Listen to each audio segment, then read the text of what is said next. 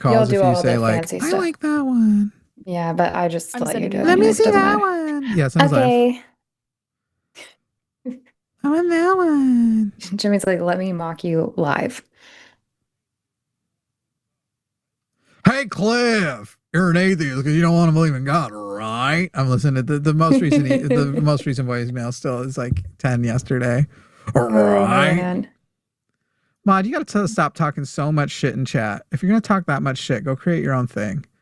My goodness, you're so critical and you talk so much shit. What's happening? I don't know. Is this a scheduled stream or another glitch? It's a scheduled stream. Maybe wait. And it like what? It was 12 seconds late before you felt like you had to throw something in there. Mod, you talk too much shit. Chill the fuck out. We going. Mod, you're fine. I should post this places. Yeah, let's do that real quick before we pull it up.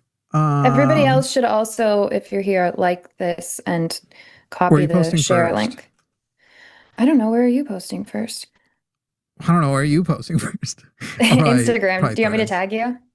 Okay, tag me on Threads. I'll tag you on Instagram. Okay. Okay. Oh, Real Goral. Ew, Threads changed their logo. It fucking looks garbage. Did they really? Are you guys going to do an intro, or do you want me to just bring you on? Nah, this is fine. Leave it like this for now. This is it. This is the intro. This is the show. Guys, by the way, this is going to be the podcast also for today. I have to focus on this fundraiser we're doing. So we're going to publish this as the podcast. So pretend you're hearing the music. Dun, dun, dun, dun, dun. I'm going to put a real scary woman. Scary lady. Do you like lady or woman more? Lady, because that's funny. Lady. Okay. Just out of like as a joke. It's like Target lady. A real scary lady. Hey, MAGA, I don't think you can debate. I don't think you defend why you vote the way you vote.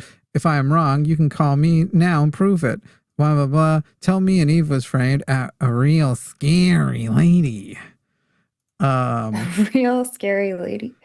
I keep wanting to like quote people from Love on the Spectrum, but I don't know if that's ableist or not, but I'm autistic, so am I allowed to? And there's one guy who does impressions of all of them, and he's getting followed by Tanner, and so I think it's okay. People do impressions of people on all kinds of shows, right? Yeah, like, but Love on the Spectrum isn't all kinds of shows. I definitely think neurotypical shouldn't be doing it.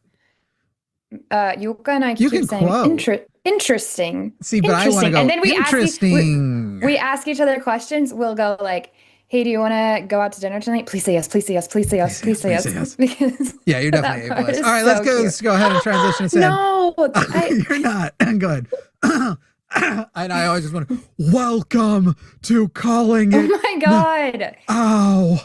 We are going to do a show.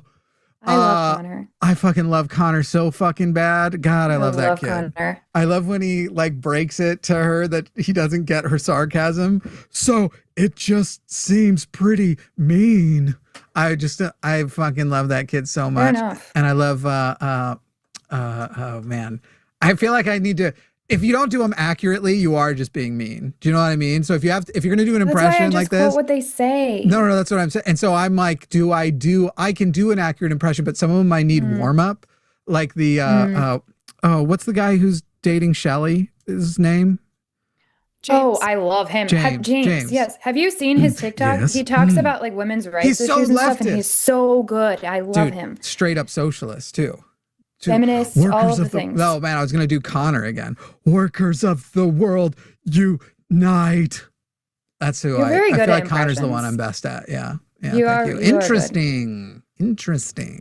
Yeah, I fucking love that show. Good. I fucking love it. I love it too, and I'm just a fan of all of them. Jennifer Coolidge is up here. Someone said, why is Jimmy doing Jennifer Coolidge? She's more like in this place. Do you know these gays? We just watched season 2 of White Lotus, so we're on I've never seen any of it. Jennifer Coolidge kick. It's good, but also it isn't. That's how I genuinely feel about it. I'm sold. You know what I like more about season 2 than season 1? Okay. Spoilies, but not I won't go full spoilers. I'm just gonna go kind of meta spoilers. Oh, by the way, we're leftists and we think that MAGA is terrible women. If you think you can debate that, our phone number is on the screen, 336-543-2101, 336-543-2101. Call in and we will talk to you. And we are ready to talk to you. And I fucking dare. Not too bad. Not too bad. Man, I have to warm up and listen. I think before I got good at Connor and was familiar with him, I think season 1, my impression of him was great, but now it gets a little bit, it gets. Do you know why you're good at it? Yeah. Cause I'm autistic. One of the reasons. Well, one of the other reasons is because the British accent connection. Could be. That you and Connor have. I think so. I can do them all. But again, not always without warm up. Yeah. Of course you can. Yeah. It's hard not to do Tanner all the Tanner is the happiest person I know, and I wish I had his dopamine, you know. I don't actually know Tanner though. I don't know why I said I know. You're talking about them like these are your friends that you like just went and hung out with. Don't they feel like they're my friends? Here's my thing. They feel like they're everyone's friends. I think you should have to have an autism diagnosis to watch that show though. Do you know what I mean? I feel like sometimes the show is kind of OCD count? No, I feel like the show is sometimes, here's the thing, you'll see certain parts where it's like, okay, these parts are beautiful and I want everyone to see it. And then you'll see Danny teaching them how to kiss and it's clearly making fun of like how silly. Spoiler, I don't think I've gotten to that part yet. Okay, well, just so you know, I feel that scene was kind of mean to include because she's obviously doing it wrong as she's teaching other people how to do it wrong. Is there a wrong way to kiss? You'll see. Oh.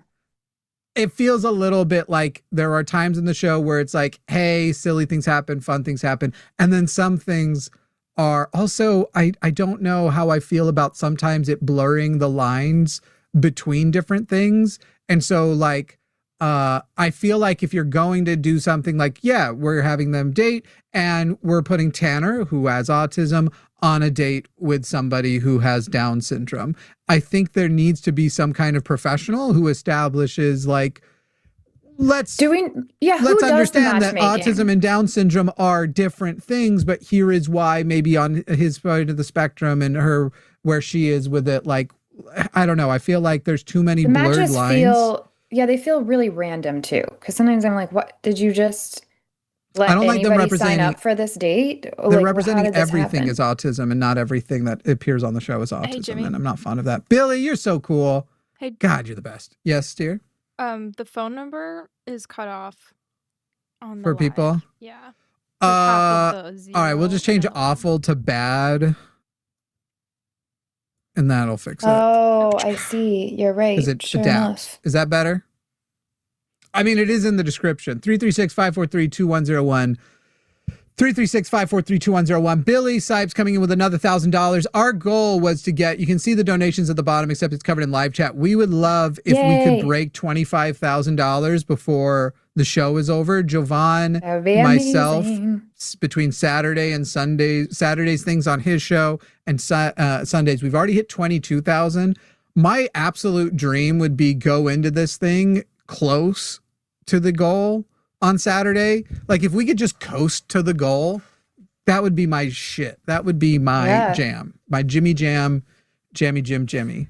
That would be amazing because I always stress every year about this, and I stop sleeping well, and I'm always like, what if I fuck it up? What if I fuck it up? To the fact that we've already gotten this close to 25,000, I'm like, how bad could I fuck it up? We're about to hit. Our first year's goal was $25,000. I was about to say, I feel like you do better and better and better every year by a lot. Not necessarily by a lot. We hit 100 last year, and I think honestly 100's what we'll probably hit this year. I think that's the goal. But yeah, anyway, people, if you don't have the donate button, it looks like a little heart with hands. If you close this, like the stream, first of all, go ahead and like the stream. Double click the thing, double click the screen to like.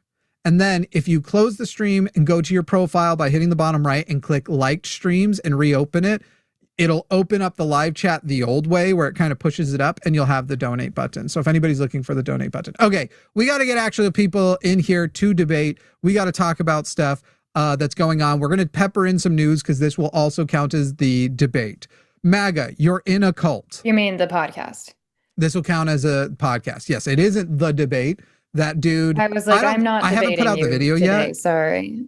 I haven't put out the video yet. Oh, I've got to edit it. I've got a video about Professor Mike dodging me and now claiming I'm dodging him. Guys, I saw that. The most dishonest thing ever. Beyond parody, this idiot is, okay? Promised to debate. Oh, I'm gonna reschedule. Literally says, but he can't reschedule yet because he has just no time. Then says I'm dodging him because I didn't even know he does debates on TikTok. And I haven't been showing up to his open debates where he controls and can kick me at will and all that kind of stuff. We're doing a debate where it's equalized. I'm dodging him because I'm not showing up to these things that, one, I didn't agree to, and two, I didn't even know about in the first place. Like, shut the actual fuck up. Shut the actual fuck up. But also, why back out? Like, if you already committed to something and you're like, yes, let's do it. I'm super down. Because that's what he was saying. He was like, no, of course, let's do it. I mean, didn't you already have a thumbnail up and everything? Like, everything was ready to go. On the day of he canceled. So now he's moved the goalpost like back to where he's like, no, you have to come on my platform. Then why didn't you say that? Why wasn't that always the thing? Because you got scared, obviously. Thank you, Jay. Thank you, Winking Sievers. Thank you, Spiritus. You guys are sending donations to Recovering from Religion. I should mention what the charity is. That is for RFR, for Recovering from Religion. They are the best people. All right, call in. I want to talk to a lot of MAGAs. One, MAGA is terrible for women. But two, guys, can we fucking talk about what has just happened? What was the date of it? How... MAGA, you want to say other people are in cults, right? You want to say, and you hate that we accuse you of being in a cult and not knowing shit about Christianity. We accuse you of not knowing about the commandments. Goodness flippin'. Thank you, Liz Chris. Thank you, Liquidy Shit. They are donating to RFR. Goodness fucking sakes, guys. Do you all already know where this is going in chat? Do you already know where this is going? I think Promise knows where it's going. MAGA, how are you going to say that you are not in a cult when simultaneously true? Promise, you want to tell them what happened? What if we were talking about the wrong thing? So you go ahead. I'm posting on Facebook. I want to know what you think I'm talking about then, because it's not like there's any wrong answers. There's other reasons. Are you talking about the golden statue? It's insane. A gold Trump statue has been installed at Trump National Doral, Miami, which is for the record, it's not like, oh, that's just some fringe church they decided to do. That's Donald Trump's golf course. It is a Trump with his arm extended and waving. Sure. Doesn't remind one of anything else. You can't see the motion happening because it's a statue. Right. But at least it's not, at least his fingers aren't closed. So he has deniability. I have a Musquata bite this week. No interesting new bruises, just a Musquata bite. Donald Trump has installed a golden statue hilariously, right as, again, I'm not going to give too big spoilers, but I'm not even joking. Within the last episode or two of The Boys, they unveiled a golden Homelander statue. Yeah. They wrote that 3 years ago. They keep trying to write seasons of The Boys beyond parody. And before they get around to it, parody goes beyond real life. There is a statue, a golden statue, commemorating the golden showers he watched those hookers give each other in that Russian hotel room. Allegedly, a golden statue to Donald Trump. MAGA, tell me how you're not in a cult. At his resort. Do you guys know about the dedication? Do you know that there was a dedication done? Do you know about the dedication? Uh-huh. There was a dedication done on, what date was it? May 6th. Guys, the dedication was done by a pastor. Not, oh, gold statue, he's the dude, here's fine, it's a gold statue, he likes gold, whatever. This is what it is. This is what it feels like, blah, blah, blah, blah, blah, blah, blah. Pastor comes out and dedicates it. A pastor. You guys don't know shit about the Bible. You don't know shit about Christianity. You are not evangelicals. All you know is who you hate. MAGA is terrible for women and you are in a cult. And if you disagree, you can call in at 336-543-2101 and tell us how we're wrong. Tell us how MAGA is good for women. I'd like to hear why I'd like for a Christian to defend the idea that in the Bible, there's a story all about God's people getting together and creating a golden idol. And God makes it really clear that he's not cool with that. And I would love for someone to defend why that's okay to do for Trump. Yeah, the pastor, by the way, literally claimed, and this is no golden calf. When you have to say that, it's like you already know. It's so obvious that it's already on your mind to the point that you're having to address it. And that's not... You saying that doesn't make it not. I wish Jesus existed, but kind of like in the South Park universe, like he existed like that in our universe. And he could literally just go stand in front of it with a sign that's just like, please explain this to me. And have that pastor be like, it's not a golden calf. And then the pastor's like, well, right, because he's not a cow. Is that what you're saying is? Is that what you mean? Right. I'm looking at it now. It's not that he's waving. It's supposed to be that fight fist that he's doing. Oh, I thought it was open hand. No, go look. I'm looking at it closely, and it's supposed to be him when he. That's cool. Steal more from black people. A nod to the multiple assassination attempts he survived. Yeah. You're right. That's even worse. That's honestly even worse. Hand casually in pocket, but it's okay. You know, the raised closed fist doesn't already belong to any community for a specific movement. What won't Donald Trump steal from black people? Do you know what I mean? Also, I love that they chose to depict him during that assassination attempt and not this last one where he's like falling on the floor. I wouldn't say it's even that because he's got his other hand. His other hand is casually in his pocket and he's just doing like basically like the end of Breakfast Club, like hey, hey, hey, well, no MAGA's on the phone because they are terrified. There's no way MAGA's going to call in right now. It's indefensible. Cringy. It's so cringy. And the fact that this pastor is from a group called Pastors for Trump. Right. Which, how is that even allowed? Shouldn't you be pastors for Christ? I don't know, guy. I just think that should be Jesus. So he's got the fist up. To them, it's the same thing at this point. It's casual. So. If it was actually commemorating that time, his shoes would be half on. Remember? He lost his shoes when he hit the ground. Let me get my shoes. Let me get my shoes. When the microphones of the Secret Service, and they're like, he's down. The shooter's dead. He's like, they're good. We're clear. He's dead. Okay, let me get my shoes. Let me get my shoes. And then does the thing. I always want to remind people who think he looked like such a badass that he had it confirmed in his ear. He did not think he was remotely in danger. His mind was in marketing mode. And, you know, bless him. Bless him for never leaving marketing mode. That man knows he has a brand and he never stops thinking about it. Maybe I would be more successful if I sold out all of my values and only thought about what my brand is doing. Almost certainly I would. Bless him. Fucking bless him. Bless him with hardened cholesterol. Dear God, it's too gooey. Are you about to pray? Dear God, that cholesterol is too gooey. Can I interest you in a thing called calcifying? Oh, man. I'm just saying. Are you praying to cholesterol right now? I'm praying to whichever God wants to listen. Yeah, dear simulation coders in the sky. Dear physics. Okay, here's the thing. Physics, everything I've learned about his diet and cholesterol, physics does seem to be making a conscious choice not to do its thing.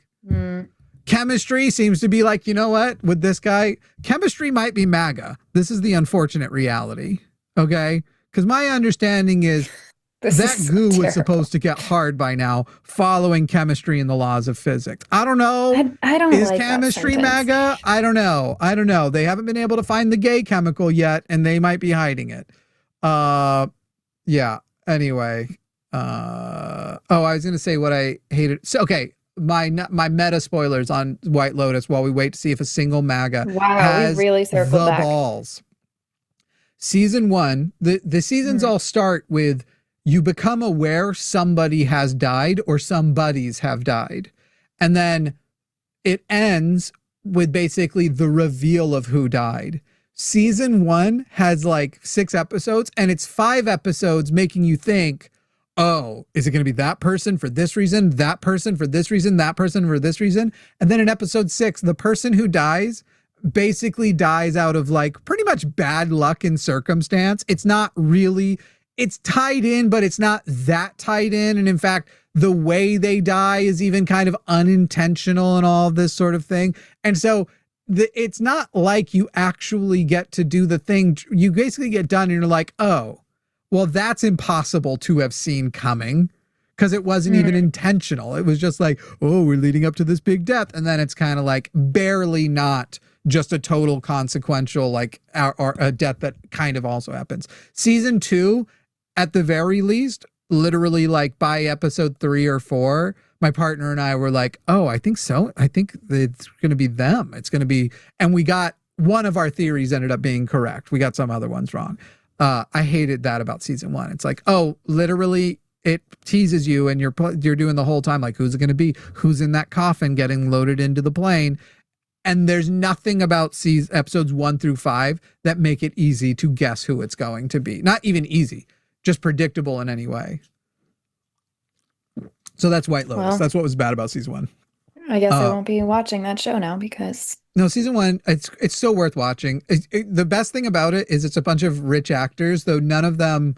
There's not a ton of A tier. Season 3 has Walton Goggins, and he's probably A tier now. But actors who are recognizable, and they're basically shitting on rich people and how out of touch they are. And that's just... It's ironic that it's on HBO and probably had a huge budget, and it's shit talking how out of touch these people are. So White Lotus, that's people, that's White Lotus. Okay, guys. Incredible.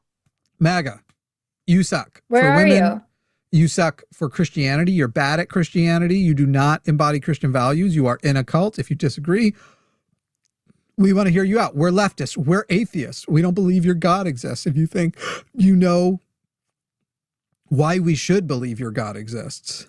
Yeah. That phone number is right there, 336-543-2101, 336-543-2101.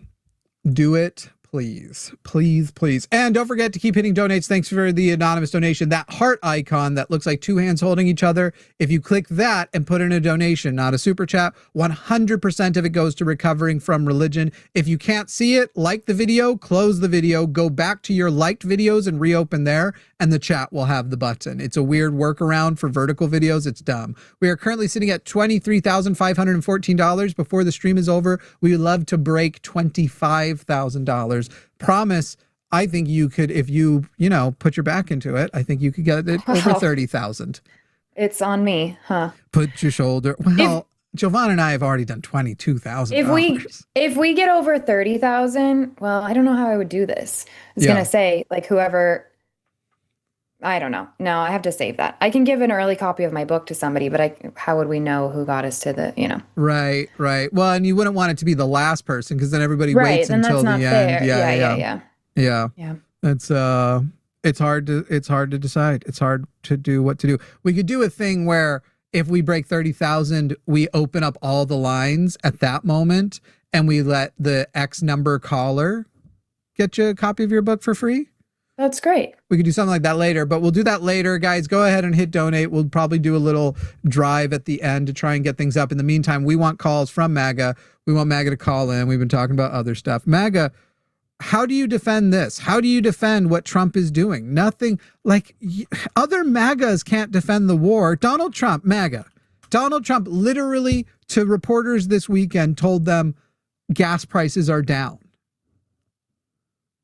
Jovan did not get $20,000 from one guy. Jovan, somebody donated who was a fan of the line, remember, a line fan donated $10,000 on his stream.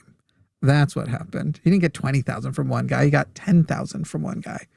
Jimmy's like, let's be clear. And we brought Jovan to him. That's our victory. Yes. It was not 22. The 23,523 has been the efforts of everybody, mostly me. Anyway, I mostly said that to annoy him. Thank you. We've got a couple of anonymous donations and Halo coming in. MAGA, we're ready to talk to you. You can't beat a lowly girl. I mean, she's a girl. You can't tell her why MAGA is good for women. She's literally a girl. She has so much estrogen and so little testosterone. She's a feminist, guys. Ugh. You can't handle. Yeah, tell me why I shouldn't be a feminist. That would be great. Phone number is right there. 336-543-2101. 336-543-2101. 336-543-2101. I don't have to cope. Literally, if weren't for me, someone said cope, Jimmy. If weren't for me, we would have raised $0. This is my fundraiser every year, guys. You don't know how annoying it is behind the scenes to get at these people to fucking I don't know if people understand. I don't know if I understand how much work you put into this event every year. And the number one burden is fucking hurting these goddamn cat people. Oh my fucking God. You want to know? And that's not even a reference to the ears on Javon's head. Javon's actually been pretty good. Javon is not one of my problem people because Javon's ready to pretty much do anything with me all the time. Do you know, I don't think I'm one of your problem people right now, but do you remember the year that I was for this event? Because I remember it. It's one of those things that like haunts me, that like when I'm laying awake at night needing to fall asleep for something important, that's the thing that pops up. I don't think about it at all. I can't keep track of people who inconvenience me who work here so often that the idea of me remembering individuals doing it is unlikely. Like the individual it's really bad. To be fair, I wasn't a host on the line yet. It's when I used to guest over on one of the other shows that isn't around anymore. And that host had told you that I was going to come on for the fundraising event. I was never told this. And so the day of, I remember where I was standing in downtown Atlanta, and I get a text, you're like, hey, here's the link. Like, are you ready? And I was like, what? No. And I felt really bad because obviously for the record, boy 905, I agree. Actually, all the credit goes to RFR. If RFR didn't exist, there wouldn't be any money raised for RFR either. They get the credit. Harder Gamers donated. Thank you very much. Everybody keep donating. We're waiting. Legitimately, this is so fucking funny to me. MAGA basically, if they have a single good thing to go on, they will act like nothing else has happened. And they will call in and defend it. Legitimately, the first 6 months of the show was like, oh, but Donald Trump, the gas prices are down and egg prices are coming down, even though they weren't really. They've still yet to return to pre-bird flu levels. Gas prices are down and immigration's better. And right now, they don't have anything they can claim victory on. Shit with Iran's going terrible. And so if they have, I'm not even joking, if MAGA has a single thing they can defend that Donald Trump is actually doing, as long as he's doing it and it's defensible, they will call in and claim victory on it. That's what happens is when they have those things, they love to call. Right now, MAGA, you're not calling because you have nothing you can defend. Point. Would any MAGAs like to call in and admit that they don't know what's going on and they're done with Trump, but they're still MAGA and we can talk about their conservative values? Would any MAGAs like to call in and defend being MAGA without Trump? Yeah, I'd love for like somebody to say, yeah, MAGA is getting really cringe. This trophy or this statue thing is really wild. Not into it, but I'm still conservative. And then tell us why. Supposedly 12% of the chat right now is MAGA out of 660 votes. I guess they should have added that they're scared MAGA too. Scared nobody's calling. I didn't put Skelly Cat MAGA. Babies. Thank you, Harder Gamer. Thank you, Melanie Photography and Paul 691 for your donations. Where are you seeing this? I want to be able to say thank you. Feed the donation, the live chat. Yeah, when the donations come in. I've got this bite. I keep touching it. Luthien, do you know where my little bite heater is? I'm only touching. I'm not scratching. No, sometimes I scratch the area. Outside last night. I don't know where I put it since. Will you just go? Would you go check if it's on the like on the couch or on my desk? Have you guys seen those after this?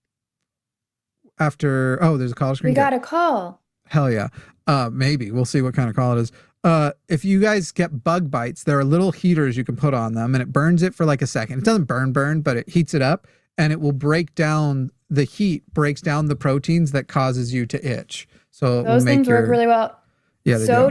Have you seen the little syringe things where it like suctions it? You like pull it and it. And that's got to be for like if a bug leaves poison in you, right? No. It's for mosquito bites specifically, and it works really well. It's one of the few. I get allergic reactions to mosquito bites, so I'll get like a long trail, and like it'll stay red for days and days, but when I use this thing, it doesn't. So I'm not sure how it works, but it does work. I am very interested. If you get it right away. So you just have to like carry this stupid thing in your pocket. How does the mosquito bite puller work? Thingy. I assume it's gonna. Maybe I should have said suction cup, suctioner. How does it work? Any other news that you're interested in right now with the silly things that are going on? I mean, I'm trying not to pay attention to all the news with the Andes virus and how we've absolutely cut so much funding to anything that would matter were we to actually experience another pandemic. Yeah, I feel like split on this. Hantavirus, I think we're scared because it's on a cruise and people are getting no. it. It's not the virus. It's that it's bringing to light, like people are talking again and epidemiologists are talking about how much like we should be glad that it is something that we have relatively under control compared to if there was another COVID situation, we would be absolutely screwed. We didn't learn anything from COVID, from coronavirus. And so what I hate too is because this one is like the chances of hantavirus getting to you are extremely low. It's already hard to spread and it's easy to control. What I hate about it is that Donald Trump is now pretending that the Democrats or people on the left are already calling for shutdowns and all this stuff. So he went down and did his video.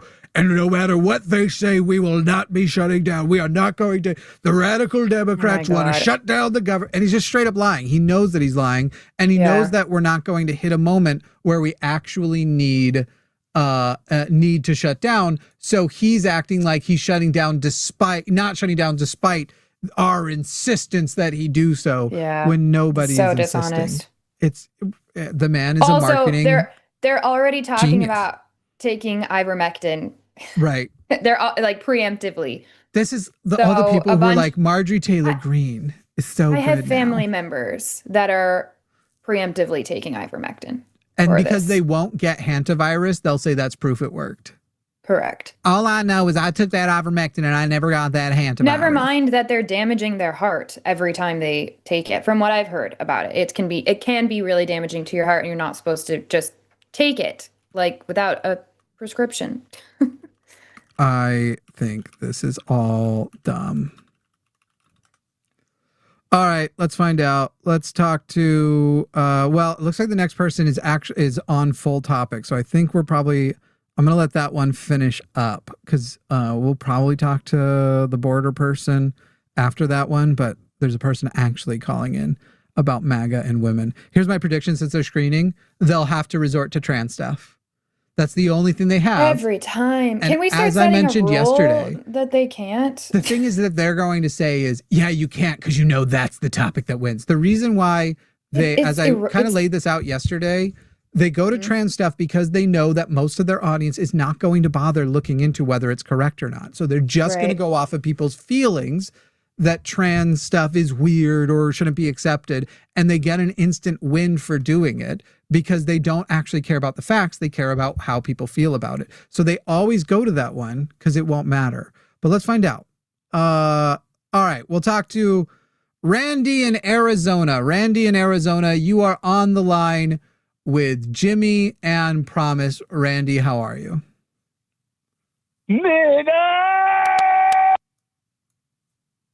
You know, you were wrong. You didn't predict that one. It was even just worse a racist. And more. It was, wow. Yeah. Wow. We're so impressed with you. We're so realistically, how are we going to continue doing the show? We won't be able to continue the show. Guys, I'd like to point out to you, as I like to often point, MAGA is trying to beat the accusations that they're racist. And yet it isn't the conservative shows getting calls like that. It isn't the conservative shows where the liberals and the leftists are calling in to yell racial slurs or queer slurs. They're like, we're not racist. We're not. I mean, sure, we count on the vote of racists. We count on the votes of queer people. Like, oh, by the way, to the person who called in from the 520 number. I've already found your information. I'm trying to decide whether I want to forward your call to your family. So just so you know, just wanted to let you know that. Just wanted to let you know. And if you think I'm lying, your wireless carrier is AT&T. Anyway, boring. You're not. It's not impressive. And this is how they have to. That's how. Why? I don't understand the amount of effort and energy that takes. Like, it's just boring. I don't know. It's very boring. And then I only regret we brought him on so fast. I would have rather just let him wait for forever, and then that's all he got out of his waiting. I know. It's what's sad is that happens. Water, they also will wait forever. Thanks so much. All right, I'm gonna bug bite this thing. It always feels right at the end, like, oh, is this gonna burn too much? And then that's when it ends. Right when I feel like it might be too hot, that's when it ends. Like, it's definitely hot right now. Now it's starting to feel a little sharper hot, and then it almost backs off a little bit. So it never gets.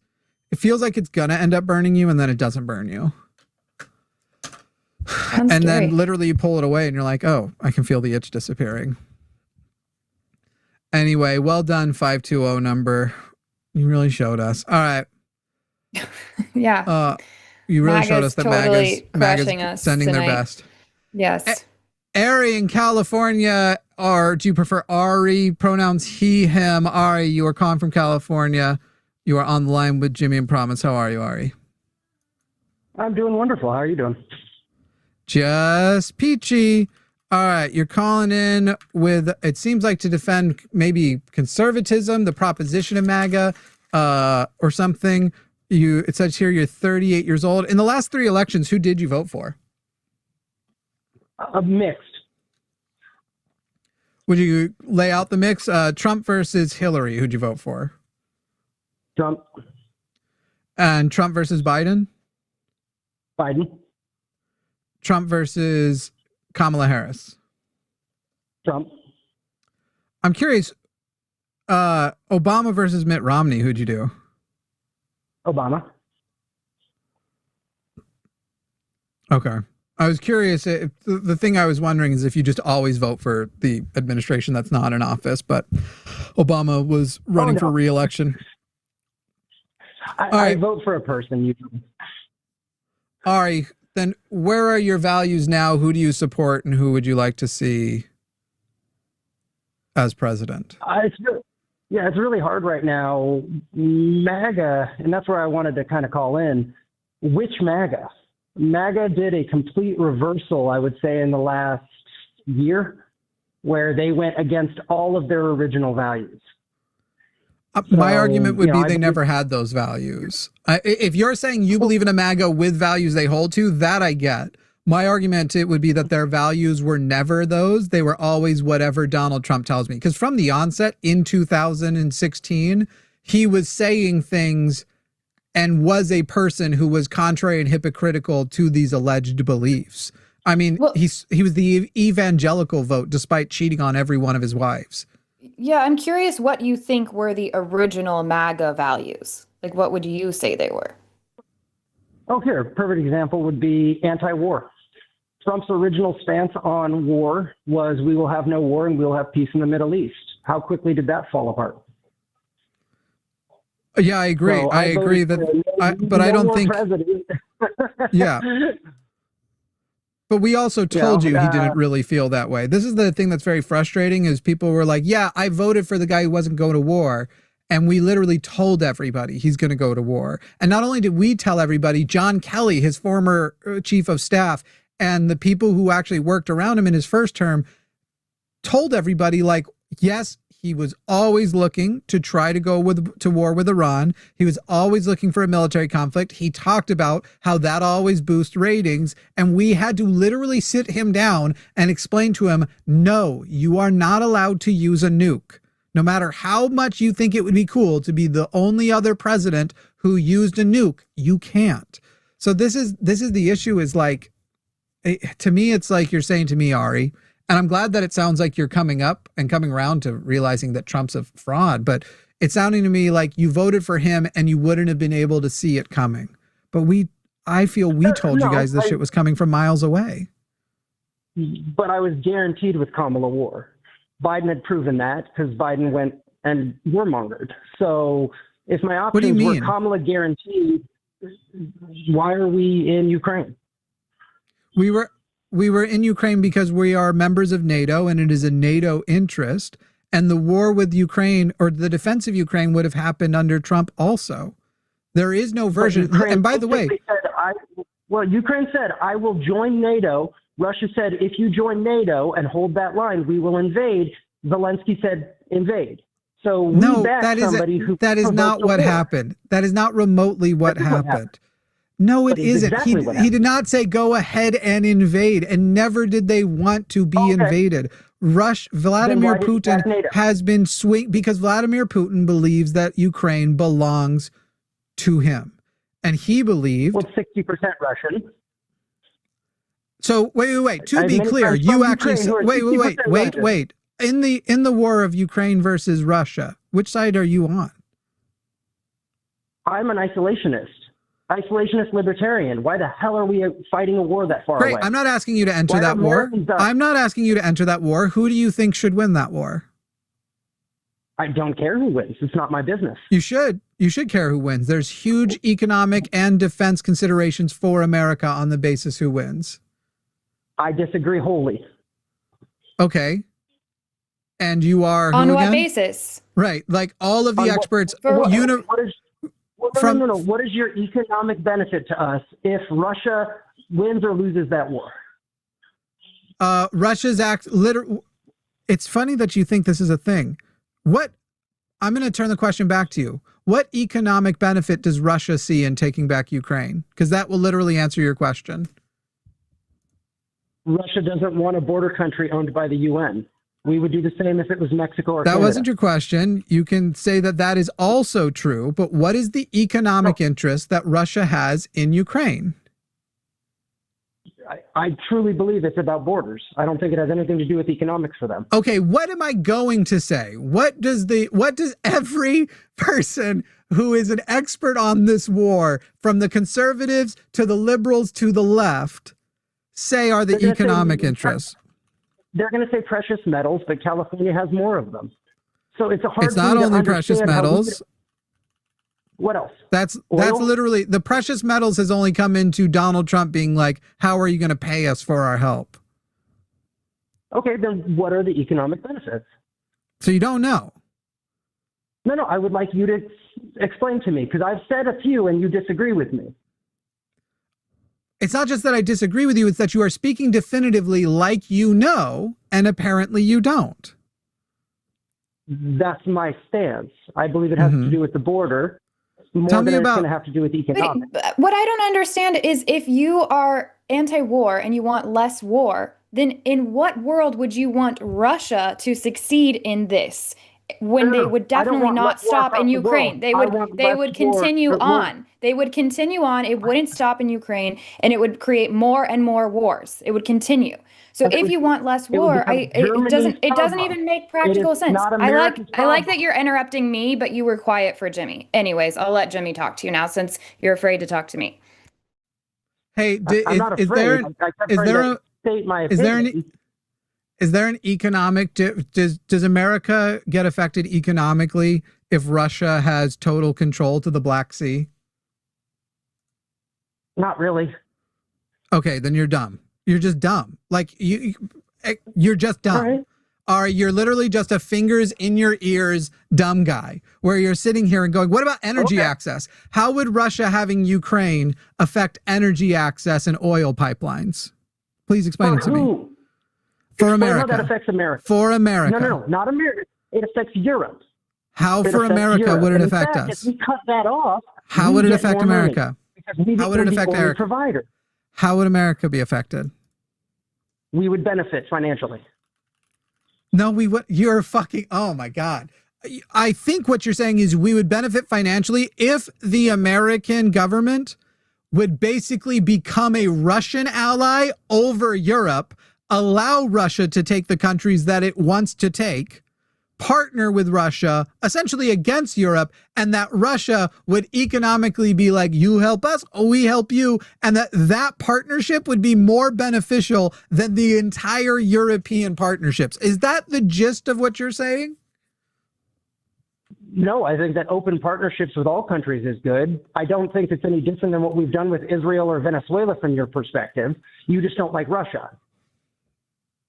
No, I don't just like Russia. Wait, do you think that I support the Israel-Gaza war? Well, that would be the stance on that side. On what side? Ari, is this your first time catching us? Also, I literally live in a country bordering Russia. But Ari doesn't want to listen to me, so. It is fun. It's because of your estrogen. I get it. I'd be intimidated too. This must be your first day here, is it, Ari?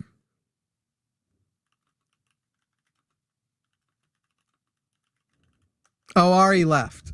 Ari, like, if you're gonna call it's in, because I talked again. If you're gonna call in, don't be dumb. Don't show you literally say it'll be good for our economy. Great. How will our energy sector be affected by? It'll get better. How? I don't know. For fun? I don't know, because they just like are really appreciative of us. They just like really, really appreciate us. Just so you guys know, Russia controlling a bigger part of the Black Sea routes that's literally like they call it the grain corridor. There is pipeline infrastructure. There is ports in that area, giving them all of that access. Basically, it's like right now the leverage you see Iran has, and we're getting fucked by because Iran is able to flex that leverage. You would be able to then have Russia would then have the same advantage. And Russia is our enemy. Economically, militarily. Holy shit, that's militantly? I don't know. Is it? What's the word? Anyway. Militarily? It is not good for us. And what was his name again? Was a joke. What was his name? I've already forgotten. That was absolutely bananas. I mean, just a literal, like, if you're going to call in with confidence, have the facts. I don't mind a conversation with people who are going to call in and be like, my understanding is blah, blah, blah, blah, blah, but I don't really know the shit behind it. I'm checking these calls and stuff for us here. I don't mind all that, but goodness fucking sakes, if you're going to call in and just be dead ass wrong. By the way, there is a problem with letting Russia violate literally like, and borders. We're America. We're all the way over here. Once they conquer Europe and make Europe entirely Russia, what are they going to do? Build boats? Fucking idiots. He's not the one that had in his description that he was calling to say border security is better. Was that somebody else? No, that guy left. Okay. And then because that would be funny if he's calling to talk about defending borders and then going to talk about Russia. He was the one that was saying he liked MAGA's old values. Maybe he's a Marjorie Taylor Greene MAGA, where he's like, no, I like the old values. Let's go back after the queers and stuff. I like the old values. Let's all take ivermectin and sit at home together. We didn't even get around to my best question. Cool. How will old MAGA handle the incoming crisis caused by robotics and AI? It's my favorite question because it is where they almost all universally have to acknowledge that they will lose. Yep. Yep. Well, yep.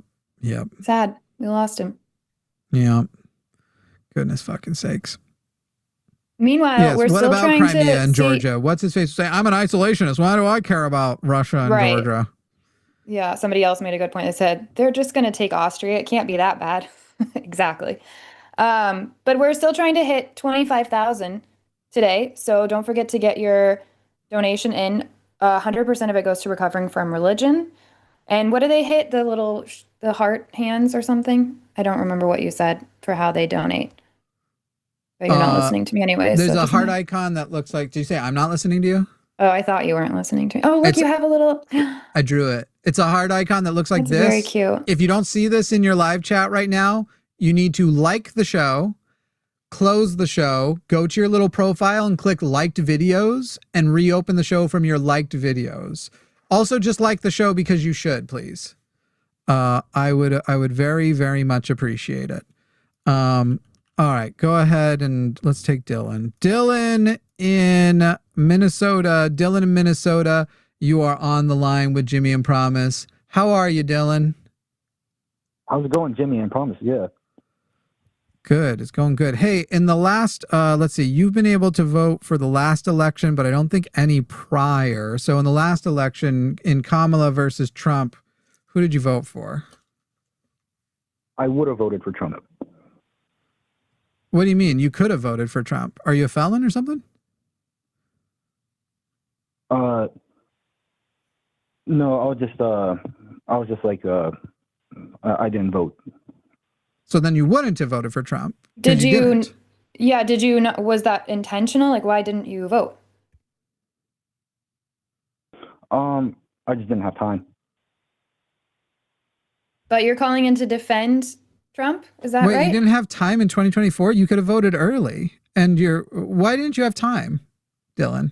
Like, what was in the way? But yes, I would have voted for Trump, and I am calling to defend Trump.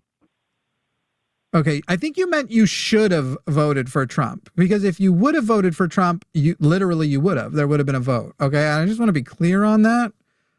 You didn't vote for Trump, and you didn't put in the effort to vote for Trump. And there are ways to vote early. There are ways to in Minnesota. Can you vote by mail in Minnesota? Let me look it up. You're right. You're right. I didn't put in the effort to vote for Trump. All right, fair enough. Okay. So you don't like him that much then? No, I really love Trump. Do you think it's important for Trump to be president? I think it's very important for Trump to be president. I don't think so. Why? Already, you didn't vote for him. So You've only really recently, did you only just figure out this and you didn't feel that way in 2022, but you just recently figured out it's important? I think Trump has a relationship with God, so that I recently figured out that, God is my savior God? also. Can you clarify which God you think that Trump has a relationship with? The son of the Christian God. Jesus? Jesus. Okay, so you think Trump has a relationship with Jesus. How did you come to this conclusion? I think I also have a relationship with Jesus, so I see the signs. No. How did you shouldn't be involved in this at all. Like, how can Jimmy and I be convinced that Trump has a relationship with Jesus? Like, how can everyone know that Trump has a relationship with Jesus? Because if this is just some like private inside joke between you and Trump that you have no evidence for, we're not going to go very far. How could we all tell that Trump has a relationship with Jesus? Okay, I want to answer your question, not go into the monologue. But do you have a relationship with this God, Jesus? No. I'm happy to answer your questions after you answer mine. And Jimmy, if you did have a relationship with this human, nope. You would. Excuse me, Dylan. You don't get to skip now what she just told you. You need to respond to her questions. Of course, I don't want to go into monologue, but I am answering her question, which is, how do I know that Trump has a relationship with this How God? can we know that he has a relationship with Jesus? How can we know? Right. So, Jimmy, you said you don't have a relationship with this God. No. How can we know? How can we know that Donald Trump has a relationship with Jesus? Donald Trump has a relationship with Jesus. I know this because I also have a relationship with Jesus. I don't believe you. The signs. I don't believe you. I don't believe you have a relationship with Jesus. How do I know that you have a relationship with Jesus? How would you believe me having a relationship with Jesus or not when you don't even have a relationship with this God? Because I don't believe that God exists. And I believe there's good evidence that he doesn't exist. So I don't believe that you or Donald Trump has a relationship with Jesus. And if you can't prove to me that he exists and one of you has a relationship with Jesus, then I should dismiss this claim that it's on the basis of his relationship with Jesus. Mind you, he is terrible at being a Christian, which is a completely different topic completely. He doesn't match the devotion or piety of even Biden. However, that is not even important because I don't believe Biden has a relationship with Jesus either. I don't believe any of them do, because God, to me, very clearly, especially the Christian God, does not exist. I have a relationship with Jesus. No, you don't. Can I ask you, Dylan? The Christian. Do you believe that in order to be a Christian, you need to be forgiven by God? Do you need to be forgiven by God? Yes. Okay. Do you believe that all people need forgiveness from God? Not even to believe, but do you believe, like, do I need forgiveness from God? You need forgiveness from God, and so do I. Okay. Do you think Donald Trump needs forgiveness from God? Every single human has disappointed Jesus. Yes. Dylan, do you believe that Donald Trump needs forgiveness from God? Do I believe Donald Trump needs forgiveness from God? All have sinned. Yes. So yes. Yes or no? Okay, cool. Donald Trump does Yes. not believe that he needs forgiveness from Jesus. He said that he doesn't believe he needs forgiveness. He says that he prefers to just make things right on his own. Are you a sinner? So, Dylan, can you respond to what I just shared with you? Dylan argues exactly like a religious person who can't defend that their God exists or that their values are consistent. It's always whataboutisms, essentially, diversion. Do you sin? Are you a sinner? No. Yeah, Are Dylan, you? Answer my question. Are you a sinner? And Dylan, you're trying to convince me that Trump is a Christian or that he has a relationship with Jesus, which is one louder. I don't think that he's even a Christian, because I don't think Donald Trump really thinks that he's a Christian. He said he doesn't believe he needs forgiveness. You just said that all people need forgiveness. So what do you make of Donald Trump? What, Dylan? What do you make of Donald? Yeah, he can't. You're not. We've already told you we don't. Dylan, what do you make of Donald Trump saying he does not need forgiveness from God? What's your response to Donald Trump saying that he doesn't need forgiveness? And don't ask me a question back. Answer my question. I also have a relationship with Jesus, so my answer to this would be that Jesus forgave him. So that's the past. That Jesus forgave him. You can be forgiven by Jesus without asking for forgiveness by Jesus?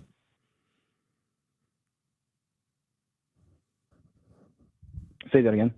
Does the Bible say that you can get forgiveness from Jesus without requesting he forgive you?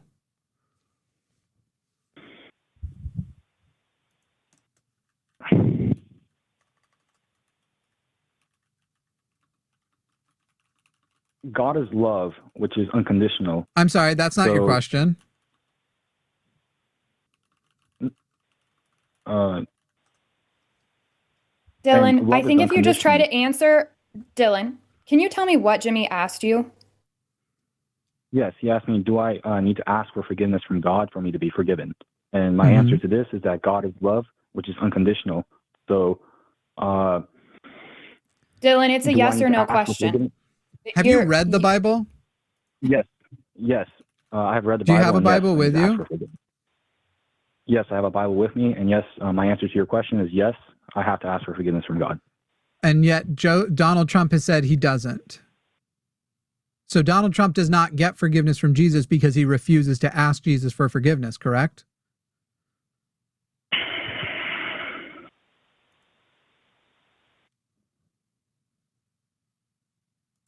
I do not agree with you. I believe that Jesus forgave Dylan, those words Donald came Trump. Dylan, those words came out of Donald Trump's mouth. So you don't have to believe us. You can go listen to Donald Trump. By the way, you don't even have to take it from us. You have to take it from yourself. You just said something more intellectually inconsistent. You said you have to request forgiveness from Jesus to get forgiveness. By the way, the Bible says you also have to confess your sins and ask for forgiveness. Also, you're frozen, Jimmy. Donald Trump explicitly stated that he doesn't have anything to confess because he's never done anything bad, and that he does not ask for forgiveness because he doesn't need to ask for forgiveness. So he doesn't confess his sins and he doesn't ask for forgiveness. He doesn't. Done anything wrong. So you also have no sins. You don't need to ask for forgiveness and you have no sins, even though the Bible says that all have sinned and that we are born into sin. Yeah, this whole thing was a joke from the onset. You were never actually serious? No, I'm answering your point, which is that No, you're not. like Trump, I'm perfect also. No, What? you aren't. Neither of you are perfect. This whole thing was a fucking joke from the onset. Man, Were you just a troll? Were you just planning? Hey, can I call Randy and ask him what he thinks of your call, Dylan?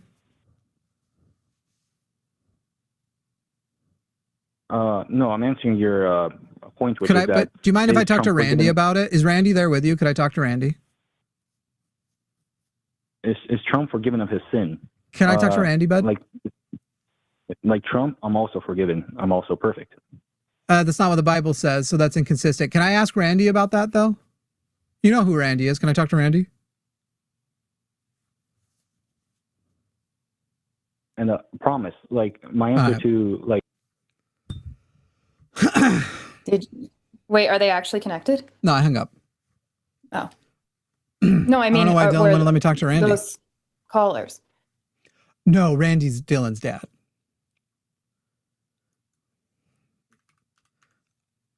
I get my shit figured out. If you're going to call in and troll, I'll troll you right back. Want to fuck with me? I don't think that. You guys think I'm not ready for your shit? There's a reason why he got so silent about it. It's his dad. Y'all don't know what I'm doing when I'm looking down at the fucking computer screen. Y'all think you do. But I got other stuff going on. All right. Let's talk to, just so you know, Luthien, I think you did spell line 10's first name incorrectly. That's not what their number registers with. They registers with the other spelling. So just thought I'd let you know that if you want to fix that before we end up changing it. But we will now talk to Jay in Texas. Jay in Texas, you are on the line with Jimmy and Promise. Go ahead. Hey, good afternoon, guys. How you doing? Good afternoon, indeed.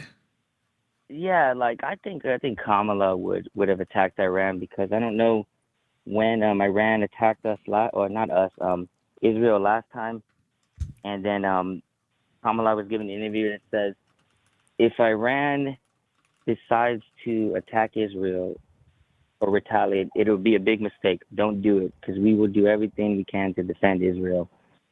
And I think so Jay, we've got a lot of things to go through here first. You're 38 years old. That means you were eligible to vote in the last 3 elections. Who did you vote for in the last 3 elections where Donald Trump was running? Trump or Hillary, Trump or Biden, Trump or Kamala Harris? I didn't vote.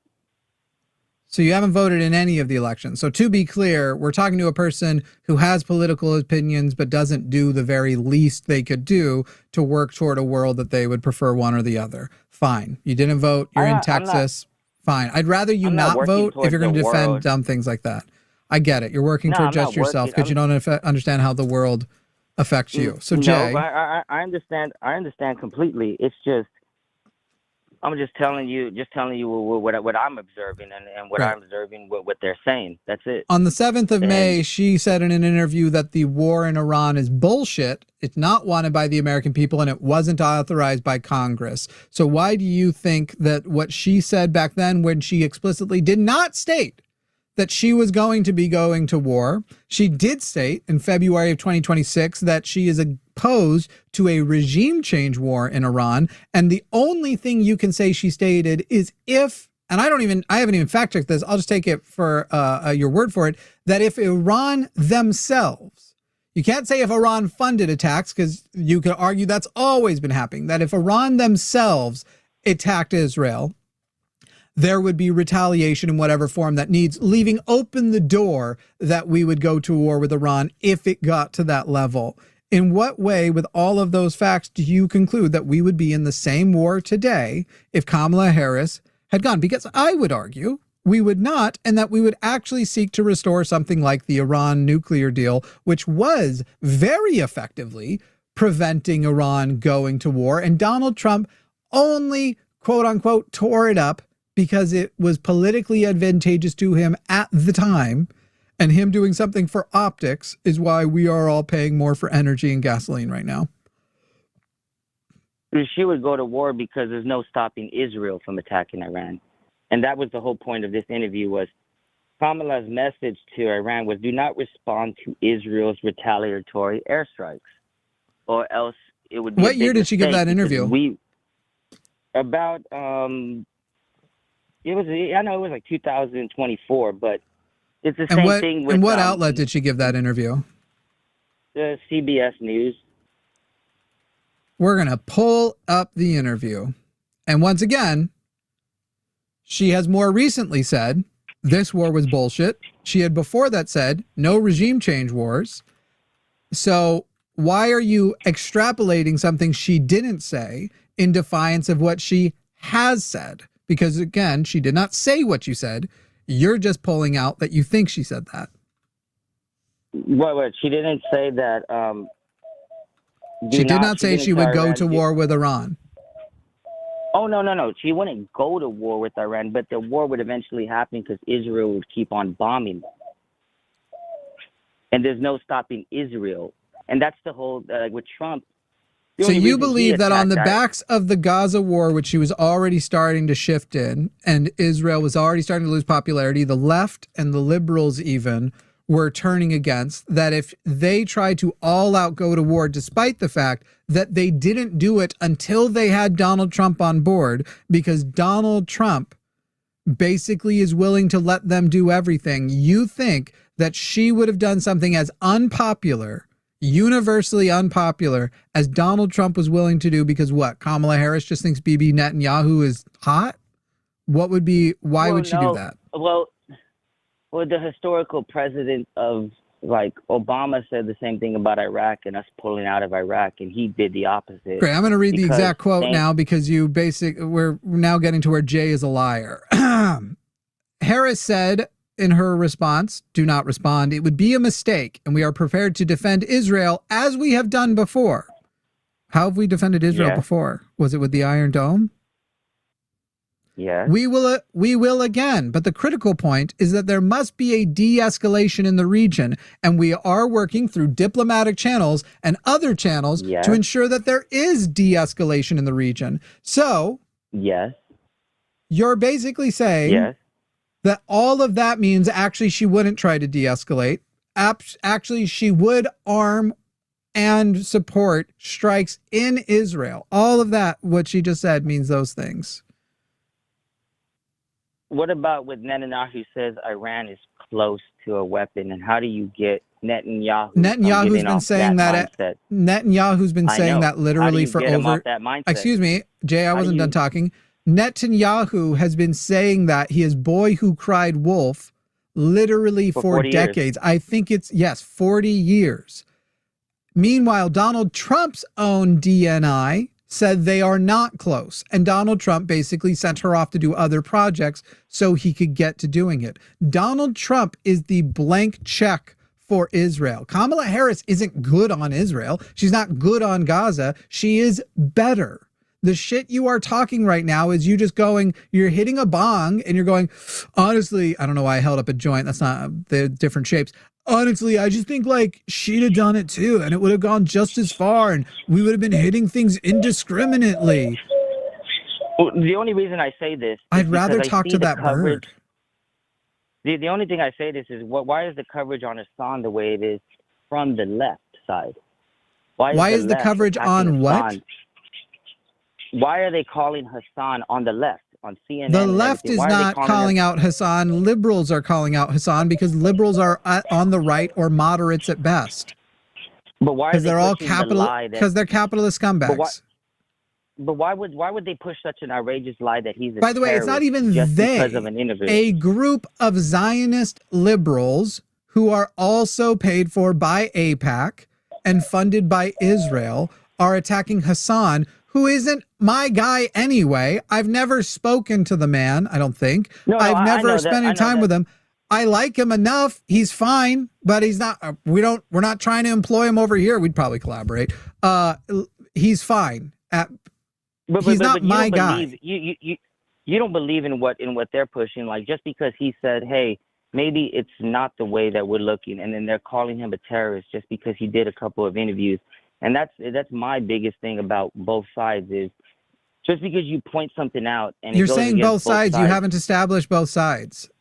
The sides that exist, the liberals are not on the actual left. The liberals are capitalists.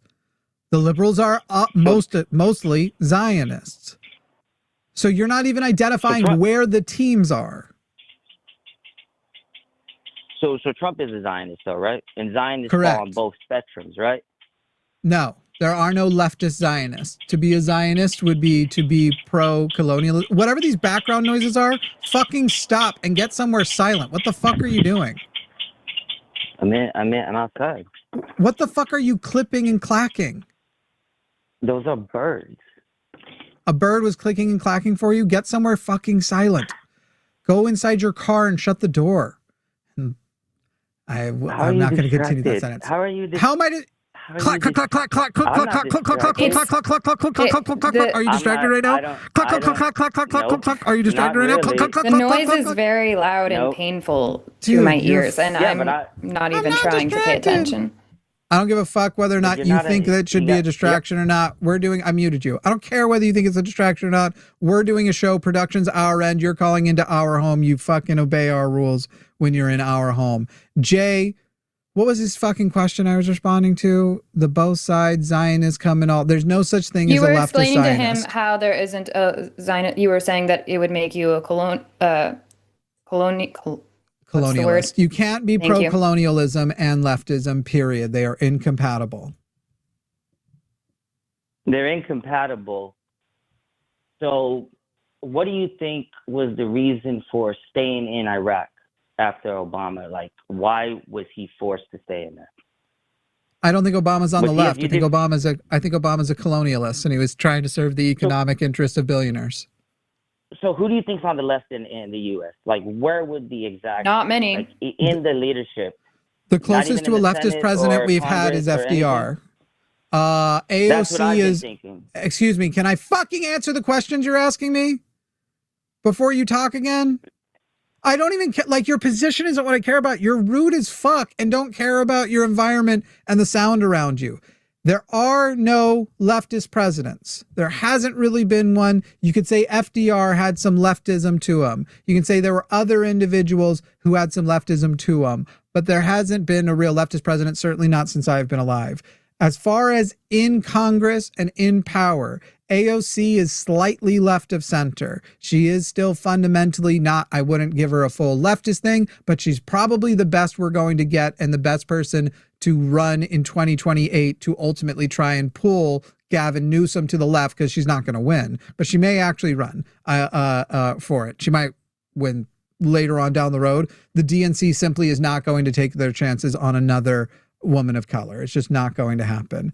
So there isn't significant leftist representation. You've got Bernie Sanders. He's a sock dem, left of center, but still pretty close to center. You've got the squad, but there isn't a lot of actual leftist representation. Do you think it's because America's rooted in eugenics? No, I think it's because it's rooted in capitalism. Which is based on eugenics. Because you said you're a socialist. Eugenics is a quality of capitalism, not the other way around.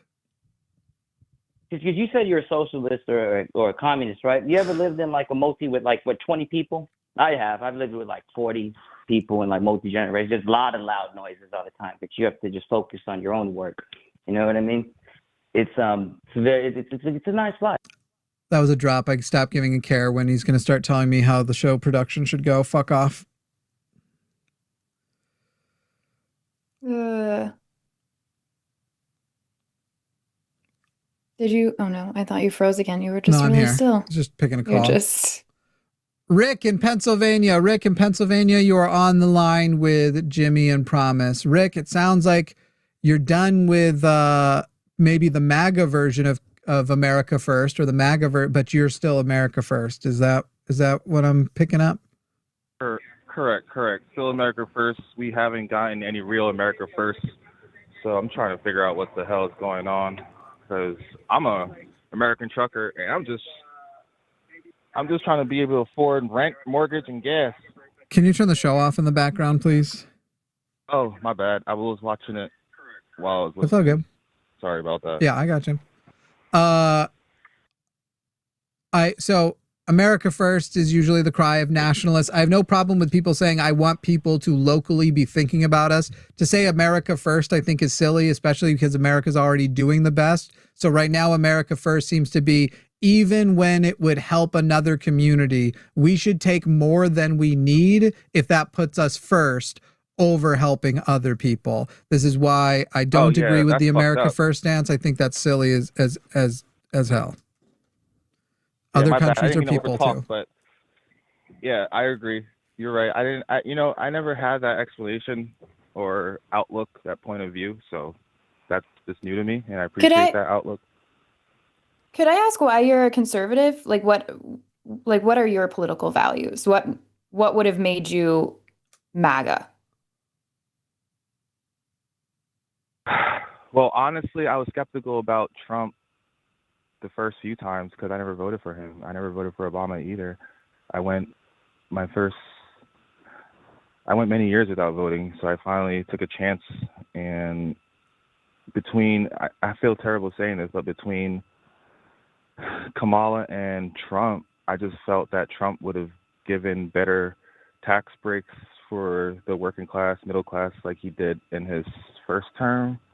And but he didn't in his first term. I thought he did. He did. Rick, he gave tax breaks disproportionately to the rich. There was a very modest tax break, in theory, to the middle class, but he gave ginormous tax breaks to the rich, which caused an explosion of the deficit, and then that money has to come somewhere. Rick, he said when he was running, he was going to tariff everything. Did you not know who pays the tariffs? Yeah, the consumers. And who are most of the consumers? Like when a sales tax happens, who disproportionately pays sales tax? Rich people or middle class people or poor people? The working class people. Same with tariffs. Middle class are the ones most often, and the proportion of their income going to taxes is way higher because they don't get all the breaks. They don't get all the refunds. They don't get the giant tax breaks. So Donald Trump, still not even covering how he exploded the deficit, added new taxes targeted at you, and he told you beforehand he was going to do them. He told you the tariffs were coming. So why did you think he was going to be better for middle class people? Working class people. Working class. I mean, I guess because of how he ran on the no taxes on overtime, and I didn't actually go too much into details as far as the big, beautiful bill that was drafted. And after the fact, when I was a day late, dollar short, and I was reading up on it and learning more about the details of the bill, it's like, damn, the devils are really in the details. And I felt like a lot of other people that we just messed up, or we were just, I guess didn't do the due diligence needed to stay informed and make a better informed decision. So I feel like a lot of people are just suffering from their ignorance, and a lot of people just wish to remain in their ignorance too, which is a problem. A lot of people just don't want to change.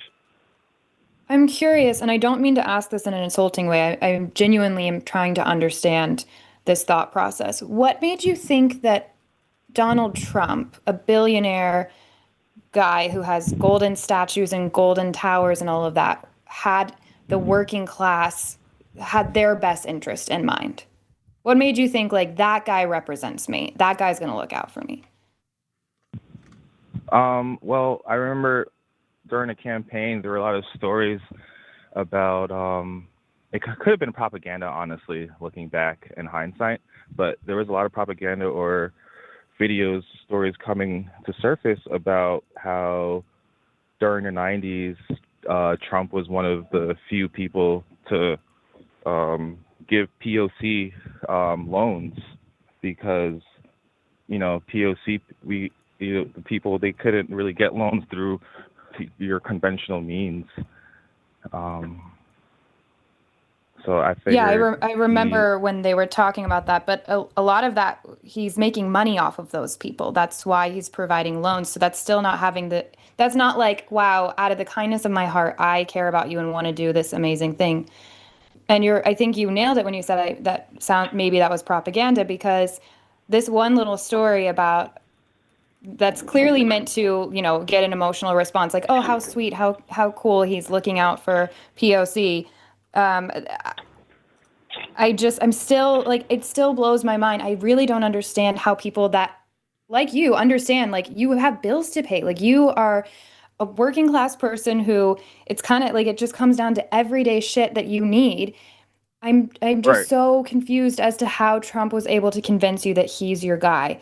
Talking the way he does, looking the way he does, hanging out, like the parties that he throws at Mar-a-Lago. Have you seen the inside of the Oval Office and what he's done to it? Like, does that scream like, hey, I'm here representing the working class to you? Not at all. It's a waste. It's a waste of resources. It's a disgrace. However, it's like, it felt like you were picking between two bad options. Okay, Rick. And we already fine. had one bad option. I agree. We were picking between two bad options. One isn't worse. You're a trucker, right? Correct. What's the number one threat to your job? Diesel prices and insurance. No. I'm saying, what's the number one threat to you losing your job in the next 10 years? That you can't be a trucker anymore? Oh, I would say autonomous driving, possibly with AI. Right. So if you had to say there was one person who more than any other person in the United States or in the world was threatening your job, who would you say that one person is? I mean, we know the answer to that. So say it. Trump. No. He's doing a good job right now.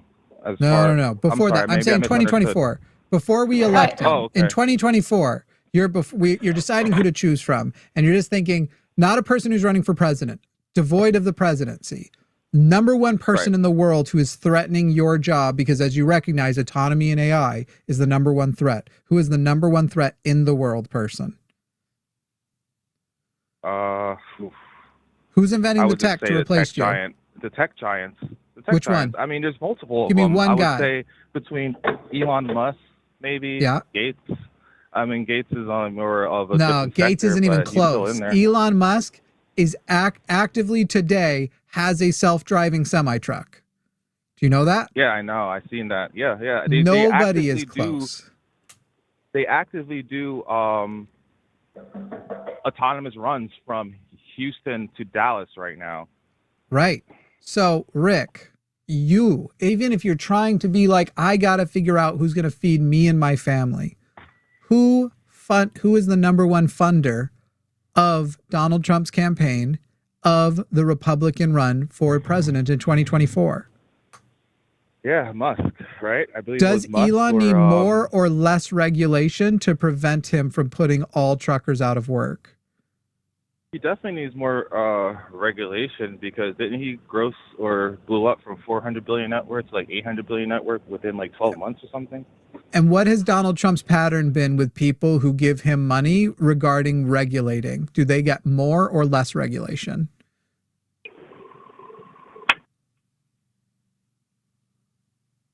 I don't know if he meant to hang up. Rick, we lost your call. I'll call back. Let me see if he meant to.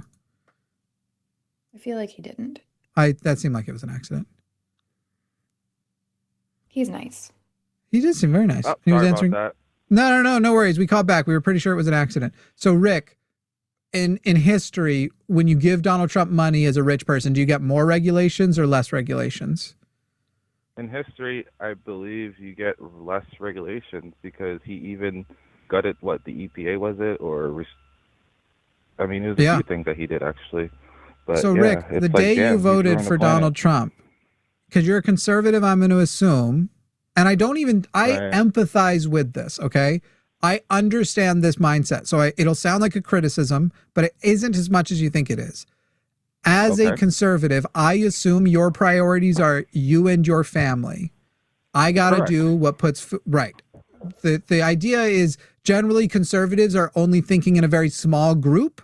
Some of them are just themselves, But I don't think you're that. I think you're you and your family. Whereas the more to the left you go, the more you are thinking about everyone. So how much you think of yourself as a member of the human race versus how much you think of yourself as a member of your family. I empathize with that. I fully understand. The more you fall in love with somebody and you literally start getting these feelings of like, I would let anybody die to make sure you stayed alive. Like, fuck everybody else and what they deserve. I care about you more. That feeling rises up in me too. And I have to push it down and go, no, but actually you have to do what's ethical. So Rick, I'm not even, that doesn't even bug me. On the day you voted for the guy who was going to deregulate the barriers between you and losing your job.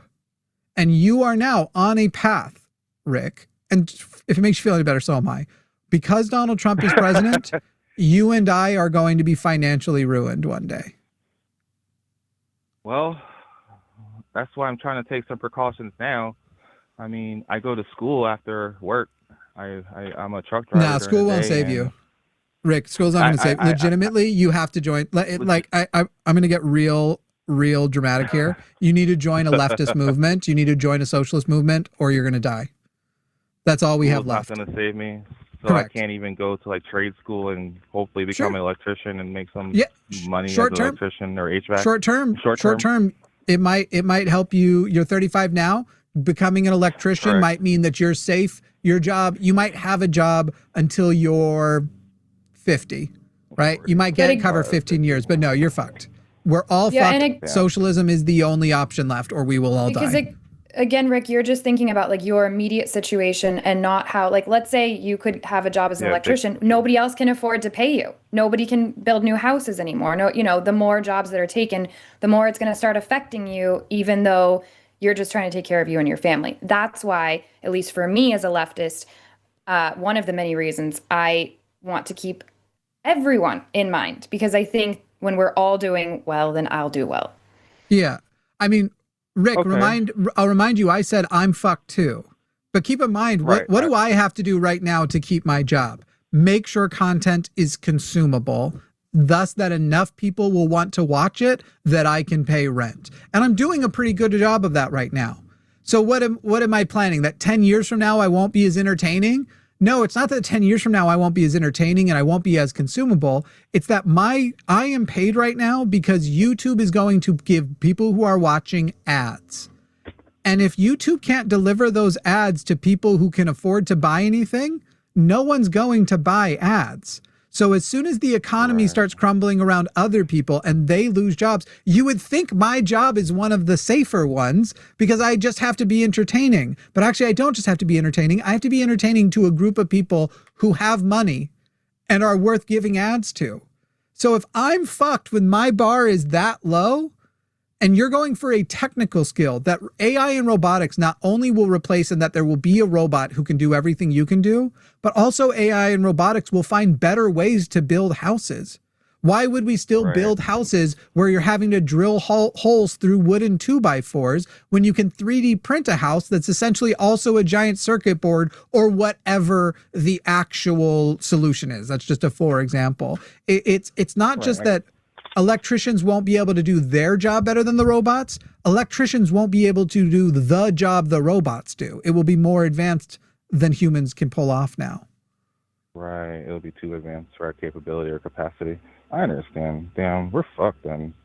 Yes, correct. And Billy, the kid in chat, I can't remember if you're one of the good Billies or bad Billies. You are totally wrong. AI will replace every trade job and not before long. In fact, AI is already affecting where certain trade jobs, more can be done by one tradesman than before. So it's already making it harder for you to, one, get into trade and be successful, and two, keep your job because less people can get it done more efficiently. Well, I already felt like there was a bubble because even though I just started trade school here in PA, I applied to the electrical union just to get a heads up, and there was only about, let's say, roughly 100 job applications available, and there was about 1,500 applicants. So it's like, it's oversaturated. They keep lying about these numbers or reports. Yeah. That's how I feel anyway. I know multiple people who are friends who have started Jimmy, explain how AI can paint your house or fix your car. Billy, are you joking? Call in, Billy. I'll talk to you about it. You can't be serious. How can AI paint your house or fix your car? Are you joking? Is that a joke? Some of these robotics.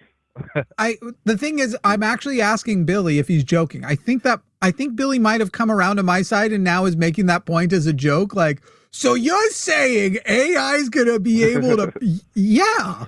What? Yeah, of course. I think Billy that one might have been a joke. I don't know. It might have been, but I appreciate the work you did or you're doing. Rick, you got to become a socialist or you're going to die, dude. Like we have to community organize. We have to organize such a sufficient group. You know, and by the way, do you want to know who recognizes this as true? Who? Elon Musk. Can I read you a tweet he put 2 weeks ago up? Yeah, please do. I'm pulling it up. I want to get the wording exactly right. I appreciate that, sir. It was on the 16th. Universal high income via checks issued by the federal government is the best way to deal with unemployment caused by AI. AI robotics will produce the goods and services far in excess of the increase in the money supply, so there will not be inflation. If what he is describing is true, that means private corporations can't own the AI and robotics. Think about what he's saying. AI and robotics will create the services that create the income, which would suggest that the rest of the world doesn't have it and can't replace us. It's silly. The way he wants to do it is silly, but it's still recognizing the same issue. If AI and robotics are creating the income that the government is paying out in high income checks, that means that AI and robotics has to also be owned by the government, by the people, if you will. The guy is practically giving full communism from each according to their ability, to each according to their need.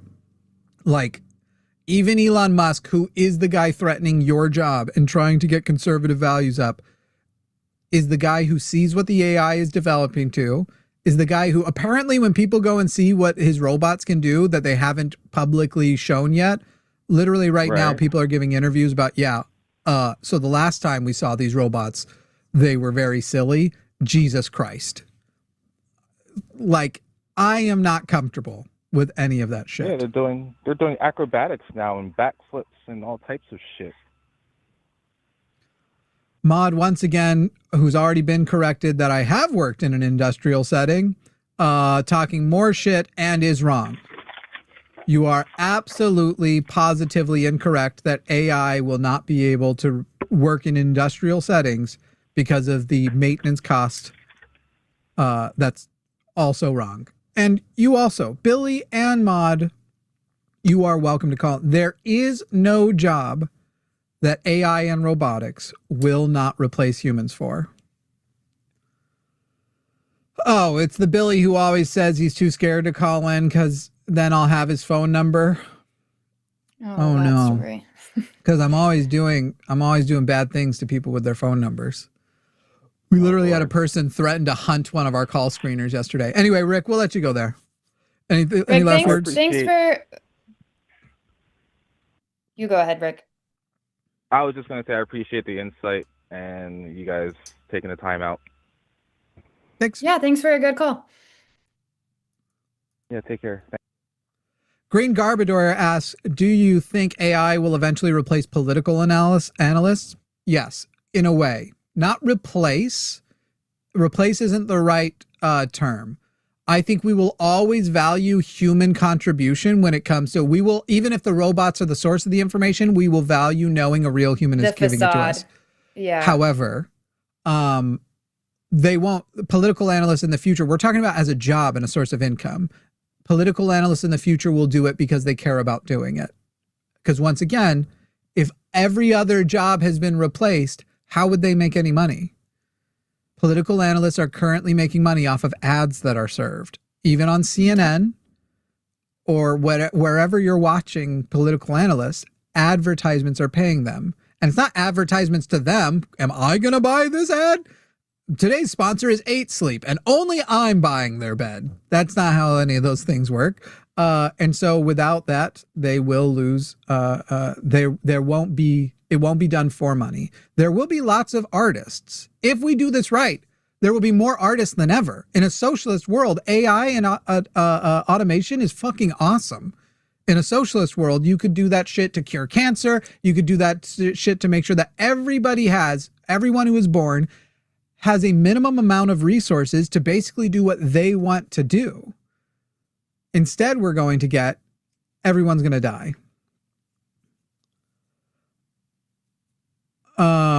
Billy's working on a web caller. We don't take anonymous web callers.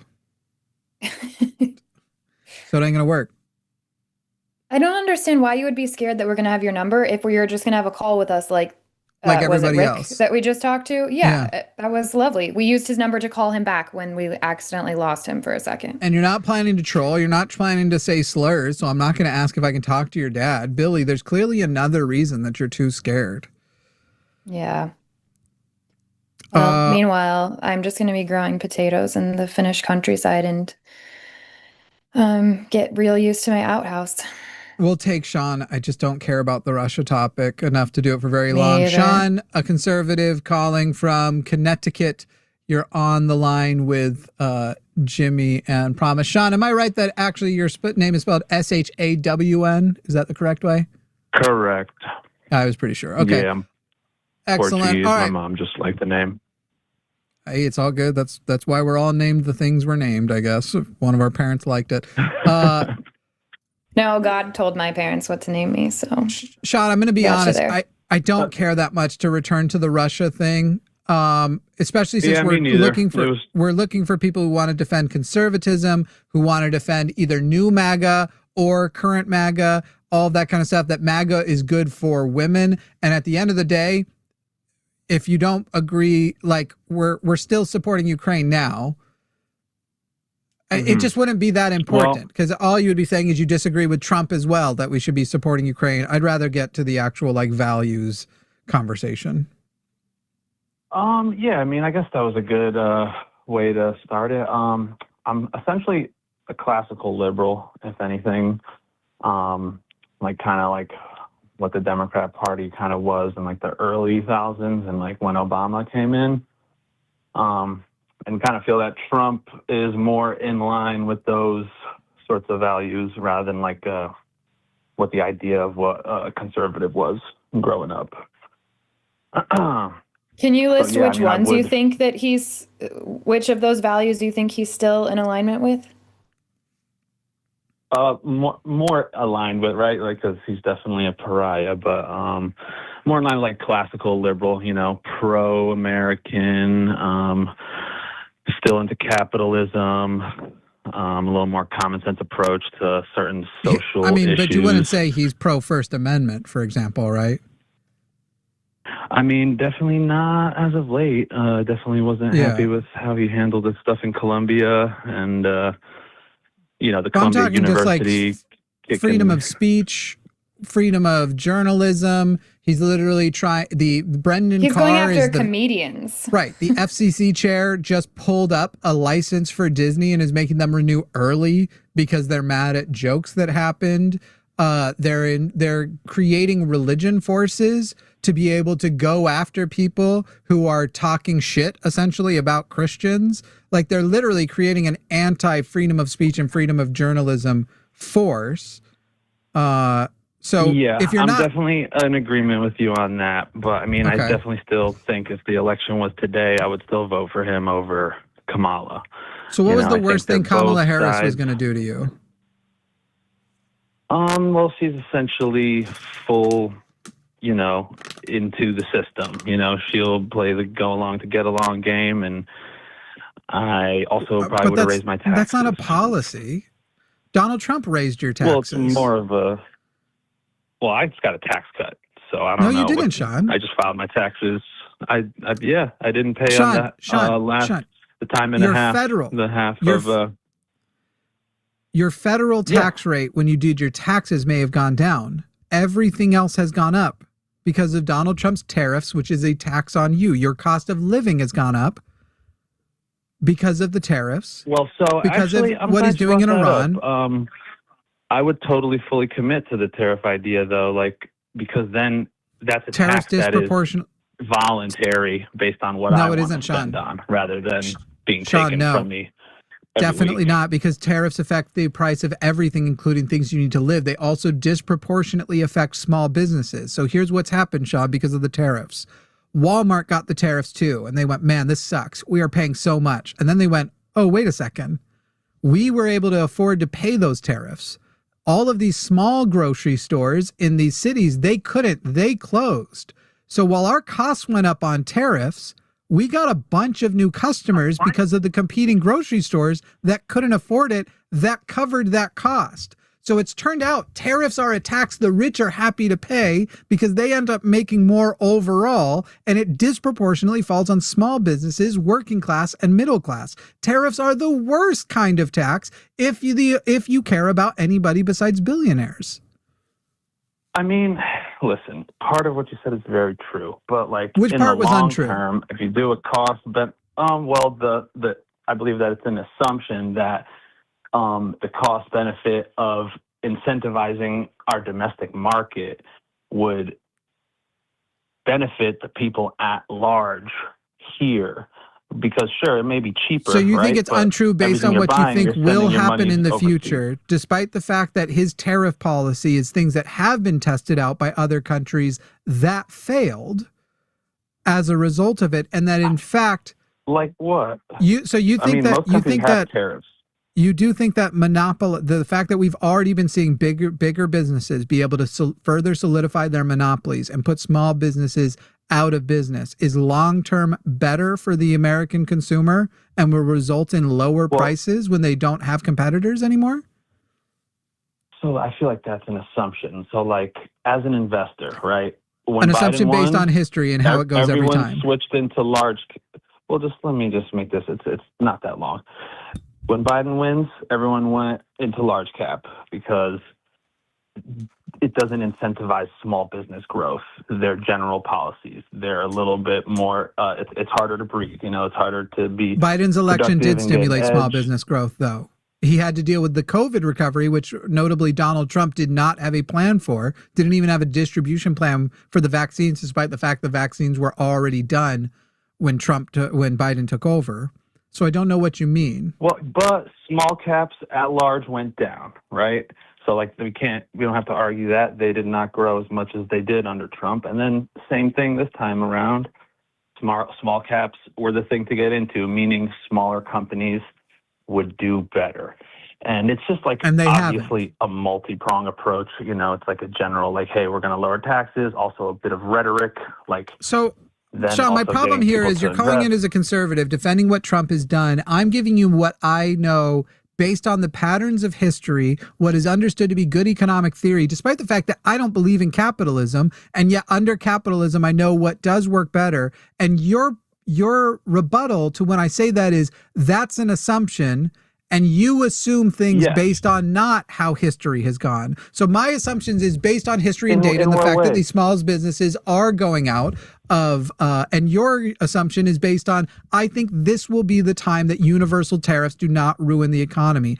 I think that my assumption is that as America has done this volatile economic strategy, thus that now China and places like Brazil and Europe are making deals without us and cutting us out, I think that will be a good long-term strategy because I don't think the fact that we have a consumerist market here is largely driven by the fact that we have figured out how to export labor to be cheap from other countries. And I don't think that those foreign relationships will be as beneficial to us as our local ones. And it apparently, Sean, also doesn't bother you that during all of this, the middle class, the wage gap is getting larger, the wealth gap is getting larger. The rich are getting more of the pie than ever before. And that specifically, Donald Trump himself in the first term doubled his net worth. And now in his second term, in the first year of his second term, doubled his net worth again. So as people are reporting how much they are struggling, how much the gas prices he caused to go up are hurting them, how much cost of living he caused to go up is hurting them. He is richer than ever. I think, Sean, any defense of Donald Trump as economically viable, smart, anything is mad coping for somebody who is apparently done with Trump anyway and just wants to go back to America first. Listen, I feel like that was a lot to respond to. Definitely was. Well, and one piece that you said, the reason why I said it is an assumption is because part and parcel that these things, as opposed to what you're time, doing. But hold on. No, Sean, you don't have to keep, but you can't give, the reason I'm saying it's an assumption, Sean, you're making assumptions, I'm making assumptions. So stop presenting it like they aren't both assumptions. They're both assumptions. You need to show that your assumption is superior to mine. And I just gave you a lot of reasons it's not. So here's why I believe that my reasoning is a bit more sound. In particular, when we're discussing tariffs, right? This is all tantamount to funding our government. Now, when we want to increase spending, but we're not willing to like seek funding from different sources, instead they want to take it from the people. I know the argument is, oh, tariffs we're are taking it from the people. No, tariffs are taking it from the people disproportionately. No, always. But at first, tariffs are 100% period paid for by the consumer. Whether it is because the cost goes up directly or you literally directly pay the tariff. Yes, you can. Because even if you get your provider to pay the tariff for you, the exporter to pay the tariff for you or split the tariff with you, that will eventually turn into an increased cost of goods because they can't do that forever. Yes, some of them have offered to do that short term. So the cost, but it incentivizes the domestic market. Do we have more manufacturing in the U.S. now or less? We have record investment to bring that manufacturing online. Yes, we have record. It's going to happen eventually, but it's not actually happening. It already is underway. They're already building all these manufacturing plants. And what kind of plants are they? Cars. What kind of plants are they? Are they plants that are planning to rely on? Are they? Wait, I'm going to actually finish the question. Are the plants human based, or will they be largely robotics and automation based? I mean, it's going to be a mixed bag. It's not. It's going to be disproportionately. There will be people at first. It will be disproportionately automated. It will be all of them across the board, disproportionately robotics and automation. We know that because the same companies that are investing to expand more and put more here are already converting their existing factories to robotics and automation. But a lot of that is based on projection models that we now know aren't true. Like when Elon Musk claimed his automation rate. Now automation's already here. You can't claim it's not actually coming. It's already here. It's already started. I work in a manufacturing plant. So many of the things that we have imported. I didn't say there were no manufacturing jobs. Sorry, go ahead. We're also ignoring all of the things that we can't have domestically. You can't build an iPhone in America, period.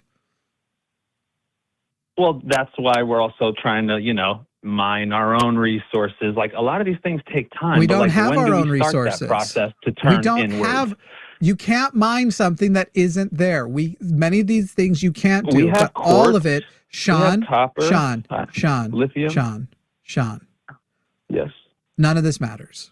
I think you've thoroughly lost on these points, but I don't care.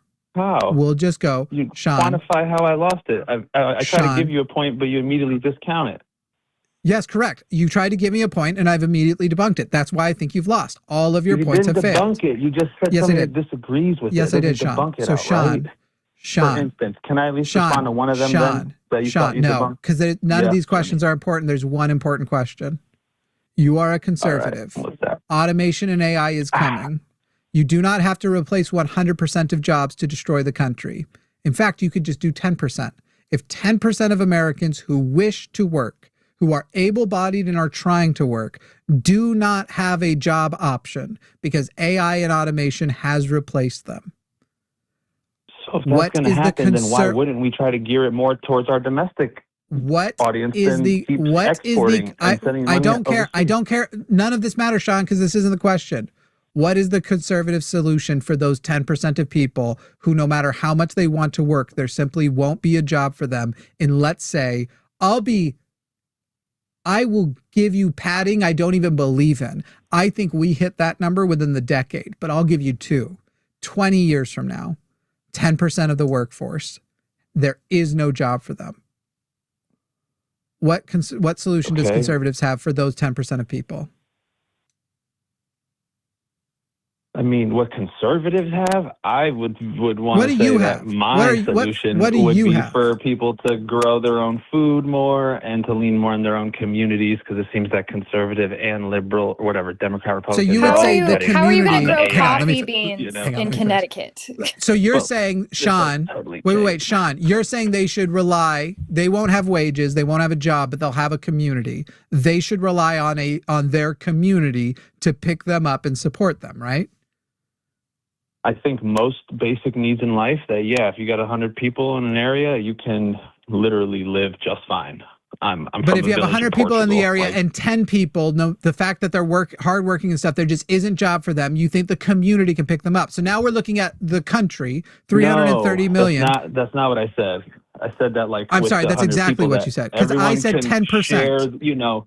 I said 10%. So what is 10% of 100? What is 10% of 100? 10. Great. So 10 in your sample community, you have 100 people, 10 of them there just isn't a job for. They want to work. They'd love to work. There isn't a job for them because anything they could do is covered by AI and robotics, and AI and robotics will do it much more efficiently and so much cheaper that it would actually lose money to try and force them to work in those positions anyway and lose resources. Great. So now we're there. And it sounds like you're saying, by the way, I somewhat agree with you. They should rely on their community to pick them up, correct? The community should recognize their value and that it's not their fault, and the community should take care of them, right? Yeah. Great. So America is now that 100 people. I agree. I agree that the community that is America, 330 million, and it is full American policies that are causing that 10% to lose it. The 33 million should rely on the community of America. And I would call this not conservatism, not liberalism. I would call it communityism. Are you on board with communityism? Yeah, because I wouldn't give them welcome to communism. Cash, communityism is communism. You are literally a communist. Thank you for recognizing that communism is the only way out of this. Literally, you are describing my neighborhood, from each according to their ability, to each according to their need. You are a communist. Welcome, comrade. Please start actually working toward that end, because conservatism. People, brother, I 10%, 10% is going to be a drop in the bucket. Sean, what do you do for work? I build helicopters.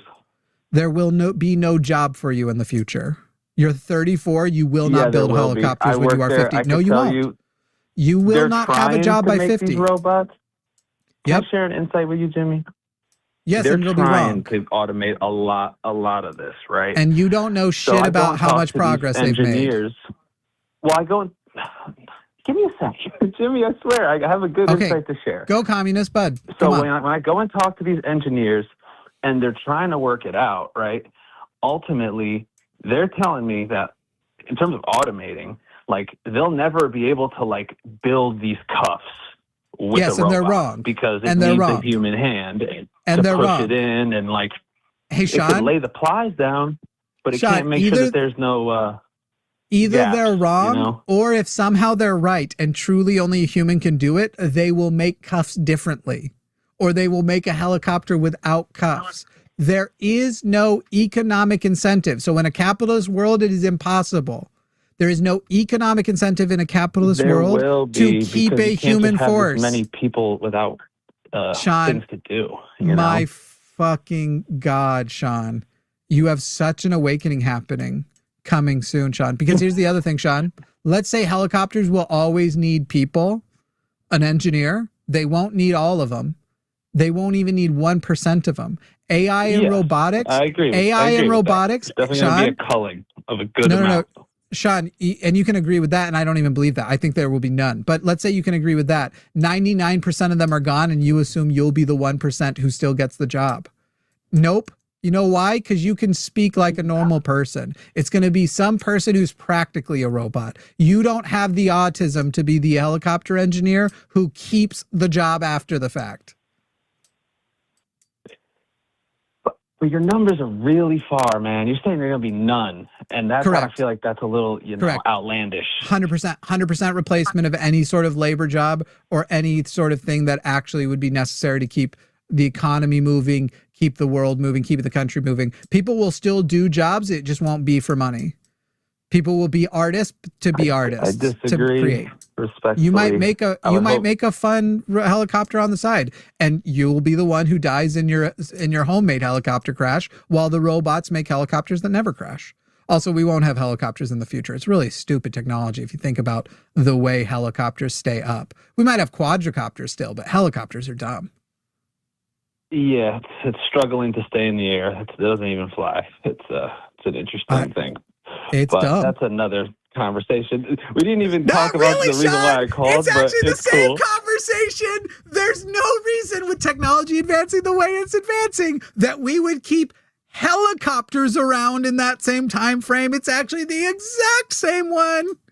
So how would you rescue someone in the mountains or in the middle of a gully? You can't just send a drone. You need an operator to help. Quadricopter is way better than a helicopter. Quadricopter. So is that the double rotor one? Quadruple at minimum. That's what quad means. Yeah, but what's quad? Is it like two? Okay, two have you on seen each drones side? with 4 little propellers? Quadricopters are that, but the size people can fit in. And that's just to start. There are other technologies too for flying than spinning propellers. Yeah, hopefully we have some of that stuff. Check out the Raider X if you get a look. I worked on that for a little bit. Sean, we've only got a little bit of time left, so the Rotor X. It sounds like Elon Musk is involved, so I'm going to pass. But maybe we'll talk again in the future, Sean.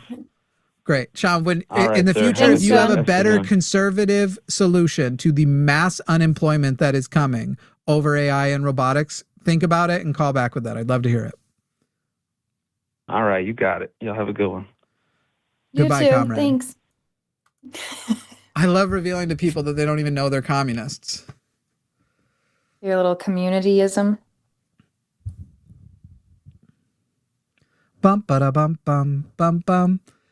Are we taking one more before we wrap? Yeah. Well, I figured since we're not doing the pod, maybe we can bleed into the pod time just a little. You okay with that? Yes. Before I turn into a pumpkin. Yes. Nick in California. Nick, you are on the line with Jimmy and Promise. How are you, Nick?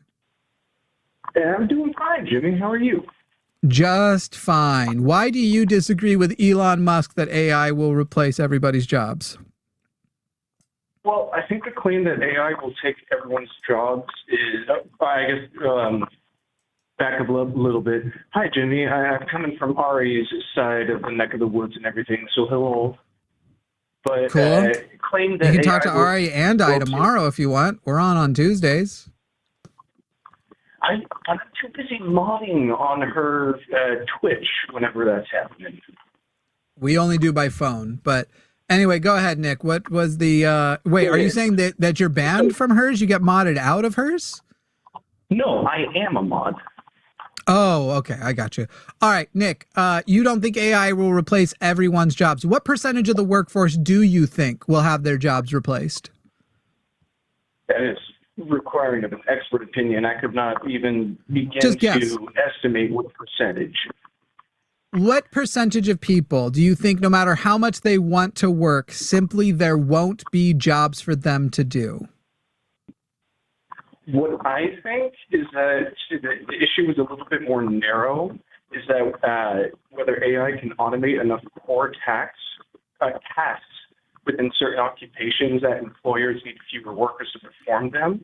And of course, the answer is yes to that, but AI will not replace everyone's job. Okay, well, Elon Musk has an AI and robotics company, and he thinks that actually we have to switch to large income UBI because he, as the person who is developing the technology, thinks that people will simply not have jobs. Sam Altman is the CEO of the #1 AI company, or at least considered to be. I think Claude's kind of the best one these days, but considered to be the best one, mostly because the guy who runs Claude seems 10% less evil than the rest of the guys. But anyway, he said that we should already be switching to a 4-day, 30-hour work week and supplementing with AI. Basically, we should still be paying the same total amount, but on less labor to try and fill in and bring people back in and have more employees. So these guys are already inventing the technology and suggesting the adjustments, while giant companies like Meta are laying off huge numbers of people because they don't need the number of engineers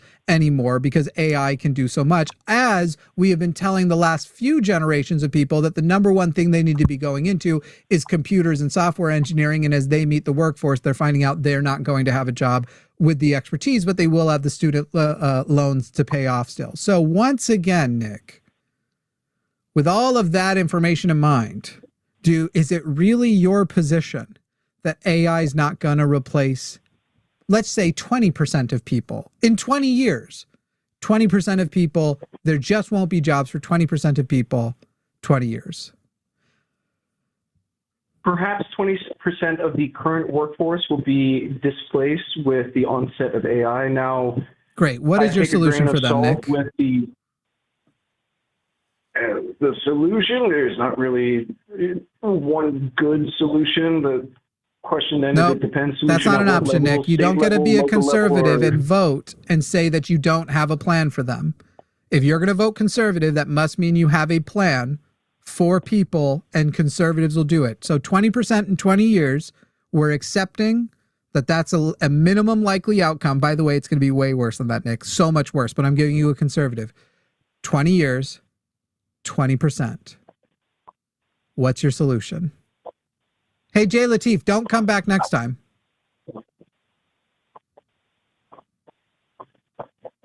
Sorry, I thought it was lost. I guess my solution then would be the more broad stroke thing, because there's not really a narrow solution to that kind of issue.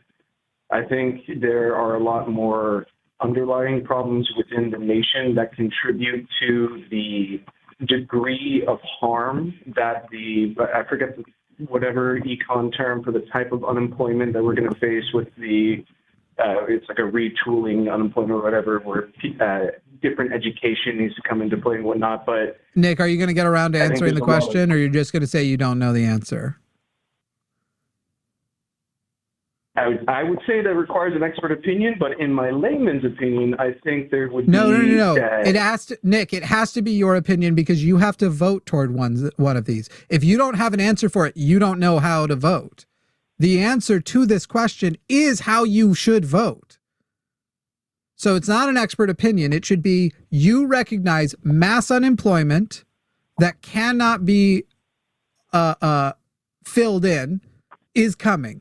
You recognize, already you know what the wealth disparity is. The people who already have and are hoarding all the money and resources are the people building those technologies. And fundamentally, they are incentivized by capitalism to grow that stockpile they are hoarding to further unemploy people. So again, fuck expert opinion. Which solutions are you going to be participating politically to see put into place? I would like to see reforms done in many of the different sectors of our lives that have a abnormally large cost of living with them, whether it be housing, medicine, food, even education kind of has a obscene cost to it that keeps going up and up. So what I would rather see is reform in those areas to what a dumb answer, Nick. I'm asking your question. Bring down the cost so that people who have no income can afford them? Here's the thing about no income, Nick. If you have zero, you can't afford something suddenly because it's cheaper. The question is, the people who will have zero income, the working class 20% of people who will not have income, what is the solution that conservatives can present for them? The point here, Nick, is, are you working class, Nick? I'm not sure. Are you middle class? I think so. I think I am. How many hours of work? How many hours a week do you work? A lot. More than 40. Okay, great. Nick, if you do not become a socialist and socialists do not succeed, you will die. Not really. My yes. position. No, dead ass really. Dead ass really. Because you already can't answer the question. You might be one of those 20%. You might be one of the 20% that there is no job for and you have no income. Unless you're saying I'm not worried about it because I have a billionaire uncle, then maybe you're fine. But you could be one of the 20%. AI could not replace. Does it? Could AI make it so that less people do your job? Not really. In fact, a lot of people have been. What's your job, Nick? For their use of AI. Nick, what's your job? What are you? I'm an attorney. An attorney. Oh my God, you so can be replaced. And AI absolutely will be a supplementary thing.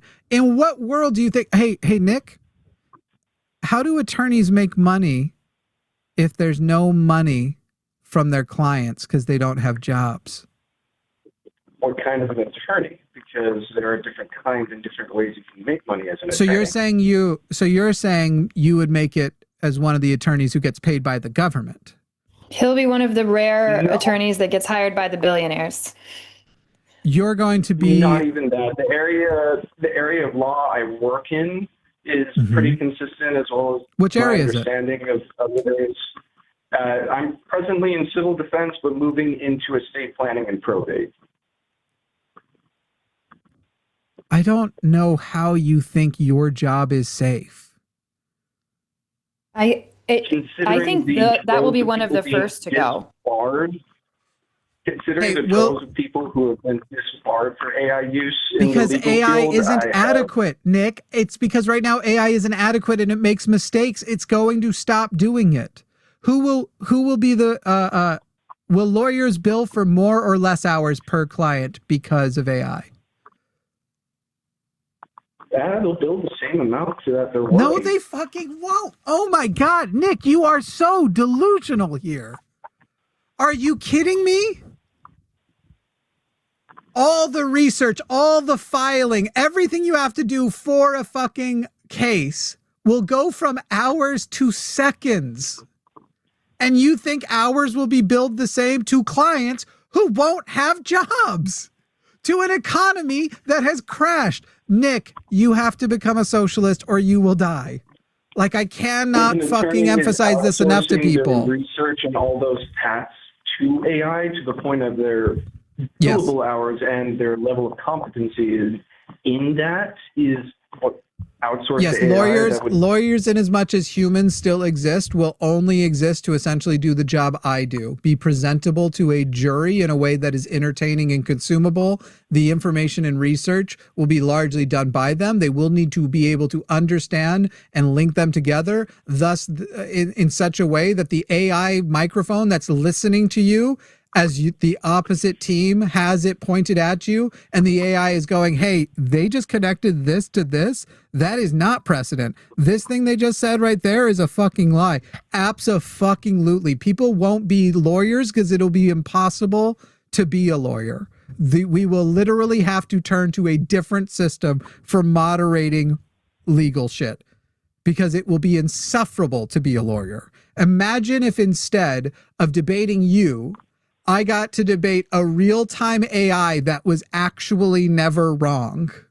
And so whether I'm on the right side of something or not, all it's going to be tracking is, did I nail the wording of something? And can it be picky and pedantic? And if you think a job that relies so heavily on pedantry is safe, I think you are fucking insane. There's like 9 different angles why lawyers are all going out of business. By the way, people will opt for AI lawyers because they will outperform human lawyers. I have seen that. The technology is not there. No shit, it's not there, but it's also not far away. I guess time will have to tell them that. But from what it's going to tell it so quickly. And we said 20 years, Nick. 20 years from now, do you think you or AI will be a better lawyer? You think you'll be able to beat an AI lawyer in debate in 20 years? Give it 5 or less. But we said 20 to be conservative. Sure, yeah, of course. My husband is a music producer, an award-winning music producer who was just a couple of years ago winning international awards for his work in commercials. He has gotten 0 commercial jobs the last 2 years now because of AI. Like, his job is gone. This is happening so quickly. That's all he was doing for work leading up to, and then they were just gone overnight because the AI caught up, the technology caught up with what the music industry was requiring of it. That will happen to all of us. It's going to overnight. It happens. Yeah, Nick, we don't have time to keep going. I'm going to let you do final thoughts. I want you to call back and I'm going to be honest with my motivations, Nick. I think I can fix you. Trust me, it's not a foregone conclusion. It would be a moot point because there's a lot more depth and nuance to the conversation I would want to go into. Nick, and as do you want to die? A little slow. Legitimately, not as a threat. Yeah. I'm asking you as a question. Do you want to die? Yes or no? Yeah, one day I agree with you. Okay. Do you want to die young, prematurely, before you're ready? My response would be, when is anyone ready to die? Okay. See, Nick, I told you. You not only as a job, but as a person are pedantic, and you will never beat the pedantry of AI, period. Period, you couldn't. It is pedantic by nature. It is as though the reason why autistic people are so conflicted on this is we recognize that under capitalism it's so unethical, and yet speaking to something with the clarity of AI is so breathtakingly preferable to talking to actual humans. You will never ever beat the pedantry of AI. Nick, it is important to prevent yourself where you can from dying prior to when you are ready to die. And if you stay conservative and you successfully preserve a conservative movement and political party, if you are successful in that endeavor, you will be pushing up the day of total crisis, misery, and ultimately death. I think the issue, though, is like, when I say I'm conservative, I mean classical conservative, which there isn't a classical conservative party within this country. It doesn't matter because you had no solution for the 20% of people losing their jobs. I mean, classical conservative doesn't save them either. Well, because I think about constitutional limitations and what within the bounds of the Constitution could be done to save them, and it's limited. Cool. That's Nick. I did tell you we're doing your final thoughts. So, Nick, we're going to leave it there, and I'm going to give you a little bit of advice as a lawyer. I would be furious if this was the quality of the phone call by a lawyer that was billing me. So please, next time you call in, get the phone working a little better. Go back and listen if you don't know how bad it was, so you can figure out how to fix it. But I do want to talk to you again. I think I can save you. Thank you, Nick. All right. I am sad Bo dropped. I was going to take them very briefly. Bo had asked Jimmy, how do we not be hopeless regarding the future of everything? When you find out, tell me. Like, I don't know. Like, be not hopeless. Recognize the dire situation we are in, and then work as hard as you can to stop it, because your options are don't and die, or fight it and probably still die, but maybe not. So fight for the maybe don't die. Don't forget to be human during the day and have like just moments where you're being present and doing stuff that you enjoy and being around people that you enjoy, because this is your one life that you have, and it could end tomorrow. It could end before AI takes your job. So I think find the little everyday things, the little glimmers. I feel like I'm the only creator I know who is loudly saying you need to become a socialist or you will die, and yet I still won't get posted in the leftist spaces. It's weird. It's real weird. I feel like I don't know. There's places on Reddit where there's a lot of leftist things. Where like, yeah, and this person based as fuck, and I'm never there. You know, always the bridesmaid. I'm always. You want to be posted on Reddit? Every now and then, it wouldn't be so bad. Oh, I'm sure you're all over Reddit. I hope not. It's almost a guarantee. Don't look it up. I don't want to know. Okay, I won't tell you. You can look it up later. I like your shirt, by the way. I meant to say that earlier. I keep forgetting to ask. When we did the SSA fundraiser, I did a thing where every time a certain amount of dollars was added, I put another sticker on. Oh shit. Okay. Can you stick for another minute? Guys, we're at 23,833. We're only $1,167 away from breaking 25,000. Can you please donate right now to Recovering from Religion? Hit the little heart icon that looks like two hands. It looks like this. And hit a donation in there. Let's break $25,000 before we get off of here. Do it so I can go to sleep because she it's desperately wants to sleep. Midnight my time. She wants to sleep so Also, bad. can I rant for just a second at the chat real quick? Yeah. Every time I host with you or Matt or Forrest, actually, although people don't say this as much to Forrest, and I am not sure why, because I'll tell you what I'm about to say. In the chat, people are like, wow, can you guys please just let Promise talk? Two things. Number one, I have no problem interrupting. Like, to host this show, you have to be willing to interrupt the other host. That's just, that has to happen sometimes. And we do our best to do it properly or whatever. I am less likely to do that than some of the other hosts because I don't care so much, unless I really think that I have a point to add that I think might be valuable. I don't think I do a lot of the times. I'm super happy to hear what the other host is saying, unless they've made it clear to me before the show, hey, can you take the lead today? Sometimes that happens. So I'm here as a co-host. If I want to say something, I'm going to say something. And it feels really weird to have people saying, Jimmy needs to let Promise talk. Like, that feels insulting. Like, Jimmy's going to let me talk, like I have to wait for, I don't know. Also, I'm gonna go ahead and cut in real quick. I'm just kidding. Right, yeah. I was waiting for that. So here's the other thing. If you watch like other shows where the other hosts are like, this happens. You and Matt are interrupting people. I'm interrupting Alyssa all the time. If you watch the old episodes of Chewed Gum, I interrupt her so bad that I've had to call and apologize to her after a show and be like, oh my God, I kept interrupting you. I'm so sorry. Because that just happens. I never do that.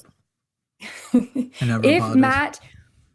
Great. If Matt or Jimmy were to like give me special treatment over anybody else on the line, that would be really weird. It's super weird. Anyways, I don't need you guys rescuing me in the chat. If you want to be mad that I didn't talk, then say like, oh, I'm mad, Promise wasn't smart enough to have something to say. Fair enough. Call my parents that homeschooled me growing up. I think it's super silly because there's also a pattern to it. You obviously have no problem speaking up when it's like mostly theology and sort of broad strokes.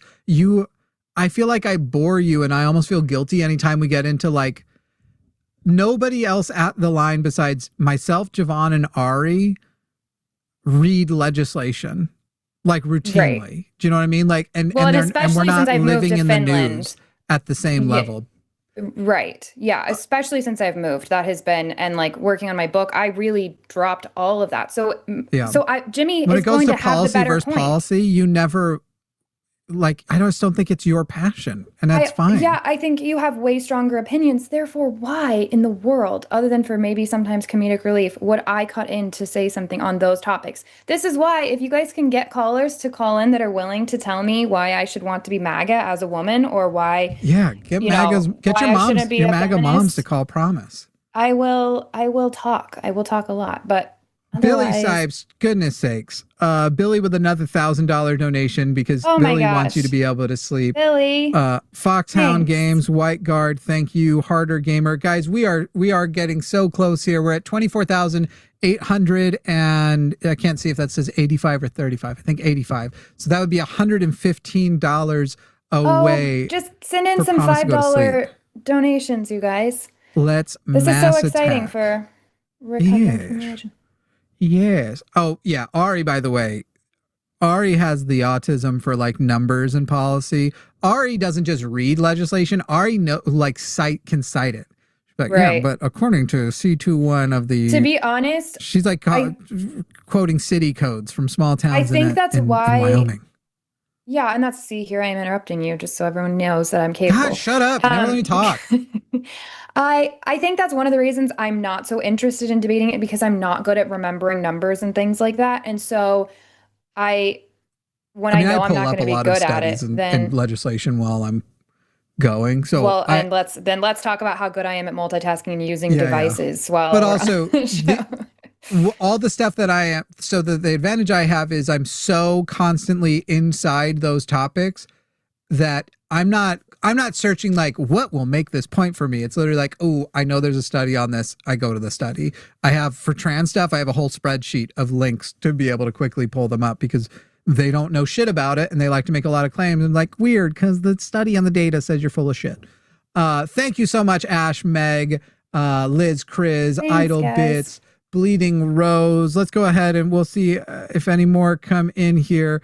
We are going to wrap up there. This was your podcast for today as well. Luthien, please remember to go censor out the N-word before we send this out publish it to the other places.